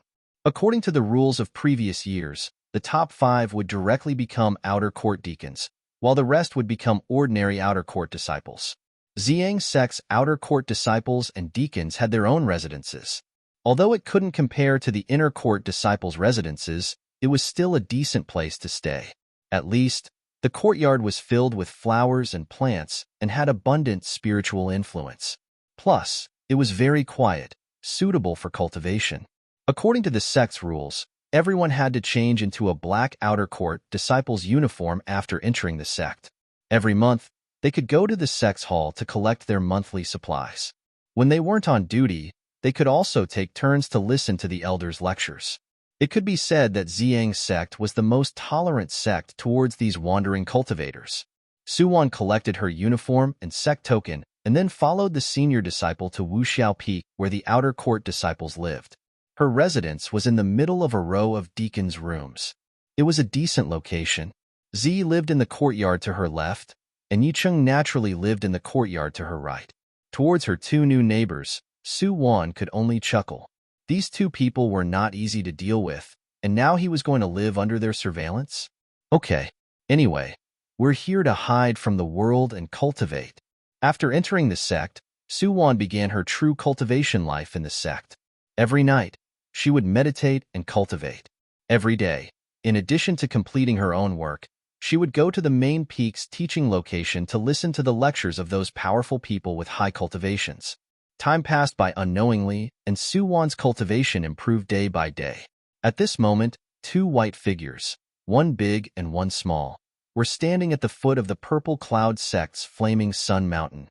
Brother, are we really not going to find sister-in-law? Qian-er lifted her head and blinked her clear eyes, looking at Master Imo in confusion. Master Imo was speechless. Qian-er, Good girl. Didn't brother tell you? That's not sister-in-law, but a greedy little snake. Not little snake. She's sister-in-law. She's sister-in-law. It was clear that Qian had gotten along well with Su-won on the ship and treated her as the closest person to her. She's clearly sister-in-law. Brother, why won't you admit it? Did you guys fight? Is there a third party? Are you guys trying to break up? Master Mo was speechless. What the hell is all this nonsense? Who taught you this? Sister Jia. Seeing that Master Mo was a bit angry, Qian immediately lowered her head and tugged at the corner of her clothes, putting on a pitiful expression. I asked Sister Ju why sister-in-law left without saying goodbye. She told me that sister-in-law fell in love with someone else. Gio. Master Mo narrowed his eyes hearing his sister's reply. Gio's mouth was becoming more and more unreliable. Once we get back to the medicinal valley, he'll definitely lock her up and not let her eat meat or drink blood. What did she mean by falling in love with someone else? What did she mean by falling in love with someone else? My wife, yeah. Master Mo froze. No, Little Snake wasn't someone he liked either. Why did he care about this? Right, he didn't care. He didn't care at all. He was definitely going to kill her the next time they met. Let's go back to the medicinal valley. Master Mo pulled Qian, wanting to leave. At this time, Qian's gaze brightened and she jumped up. Brother, look. Sister-in-law came out. Sister-in-law came down the mountain. Master Mo froze hearing Qian's words. He turned around and looked up. As expected, he saw the familiar slender figure. They hadn't seen each other for a long time. Her complexion was rosy and her face was glowing. Plus, her cultivation had reached the peak of the perfected foundation realm. It seemed like she could break through to the golden core realm at any time. Who knew that this little snake was living quite well? Brother, look. The man wearing black keeps smiling at sister-in-law. Does he like her? HM? Hearing his sister's words, Master Mo's gaze immediately swept over. HM? Why is it so cold all of a sudden?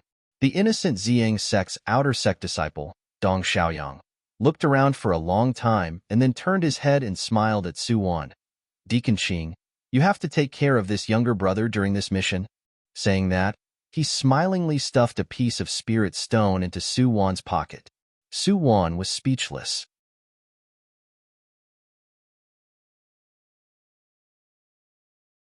Chapter 403. Tai sect wasn't too far from Ziyang sect. If a Foundation Establishment Realm cultivator used their spiritual power to travel day and night, they could get there in 3 days. This time, Su-won was sent out by the outer sect elder to carry out a simple task.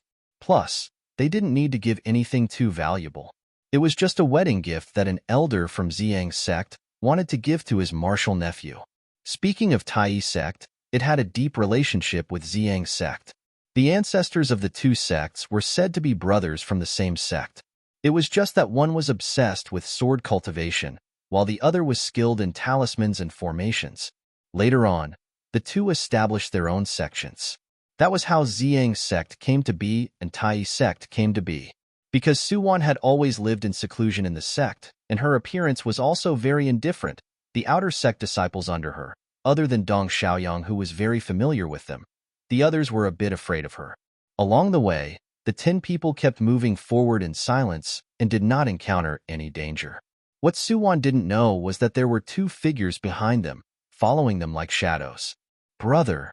Seeing her brother's cold expression, Qian blinked and said weakly, Brother, are you still angry with sister-in-law? Why don't you go find her? Master Mo said, what does a kid know?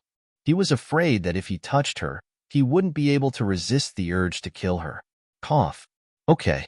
Master Mo was conflicted. He had never been so conflicted. He had been in the mission field for more than 10 years, and he had met more than 10 mission enforcers. Other than those with higher cultivation than him, he had calmly brushed past them. As for those with lower cultivation, which one of them hadn't been killed by him in a matter of minutes? Yet, not only could he not do it to this little snake, he was even tricked by her. Master Mo stared at the slender figure and couldn't help but fall into a daze. 3 days later, Su-won brought her people and finally arrived outside the Greater One Sect's mountain gate. Unfortunately, The moment they arrived at the mountain gate, they saw the greater one-sex disciples surrounding two people and fighting fiercely. Su-won's gaze froze seeing the red figure in the crowd. It's Sister Jia. Little Plum Blossom's voice rang in Su-won's heart. She had been cultivating in peace. If Su-won didn't have to go out this time, Little Plum Blossom wouldn't have come out. Deacon Qing.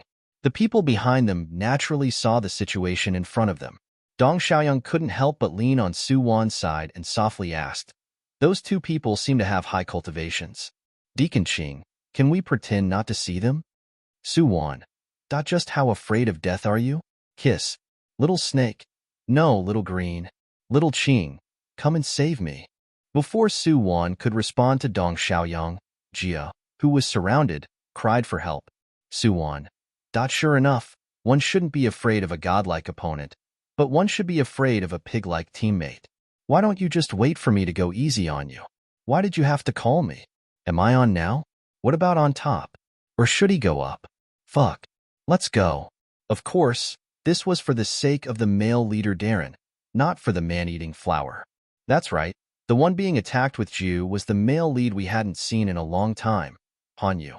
Logically speaking, Hanyu was already at Golden Core Realm and just cultivation level wasn't bad either. The two of them shouldn't have been suppressed to such a sorry state. Su-won quickly walked forward, her gaze flickering. In the end, her gaze landed on a woman in a wedding dress who was crying in the crowd. This was, seeing that the woman kept staring at Hanyu, Su-won understood. Nanny. The male lead had a lot of women. This was yet another peach blossom calamity. I'm Zhang's sect's outer sect attendant, Little Qing. These two are my friends. I don't know why Tai sect's senior brothers keep attacking them. Is there a misunderstanding? Hearing Su-won's words, Tai sect's people finally stopped attacking, but they still surrounded Jiu and Hanyu, their expression solemn. Attendant Qing? The leader was still wearing a festive sword robe. Hearing Su-won's words, he couldn't help but take a step forward. His gaze turned cold, and he said in a low voice, "There's no misunderstanding. This is my, Duan Qingfeng, and Han Yu's personal grudges. Today is my wedding day, but he came here to cause trouble. Please don't interfere." Senior brother Duan. At this time, Li Ruoxue, who was sobbing, had already walked to Duan Qingfeng's side. "Let Han Yu and the rest go. I've already agreed to dual cultivate with you and become your cultivation partner.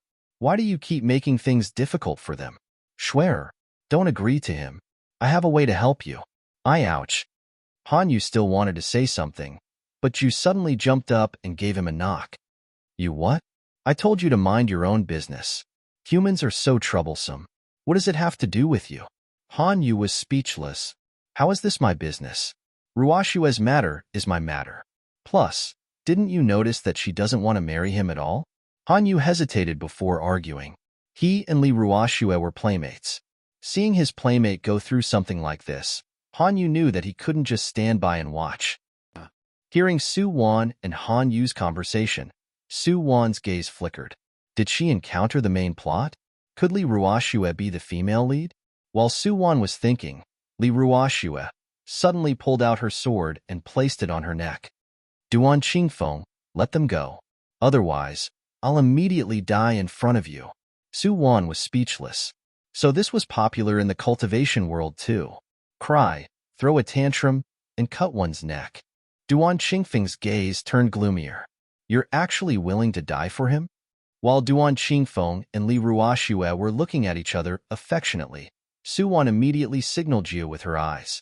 Jiu immediately understood and quietly pulled Hanyu to retreat.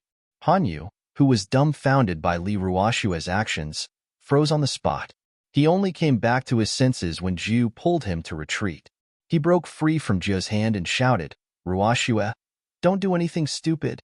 With that said, Hanyu had already rushed over recklessly. "Male lead, you're a fraud." Su-won was speechless. Did he activate the melodramatic and brainless mode? Wouldn't everyone be happy if he left quietly? Rushing up like that was forcing Lady Ruoxue to her death. As expected, seeing Hanyu's actions, Duan Qingfeng, who was already at the peak of the Golden Core Realm, immediately released his personal magic weapon, the Tianji fan. "Hanyu, be careful." At the critical moment, Li Ruoxue immediately charged over and blocked the fatal blow for Han Yu. Blood splattered everywhere.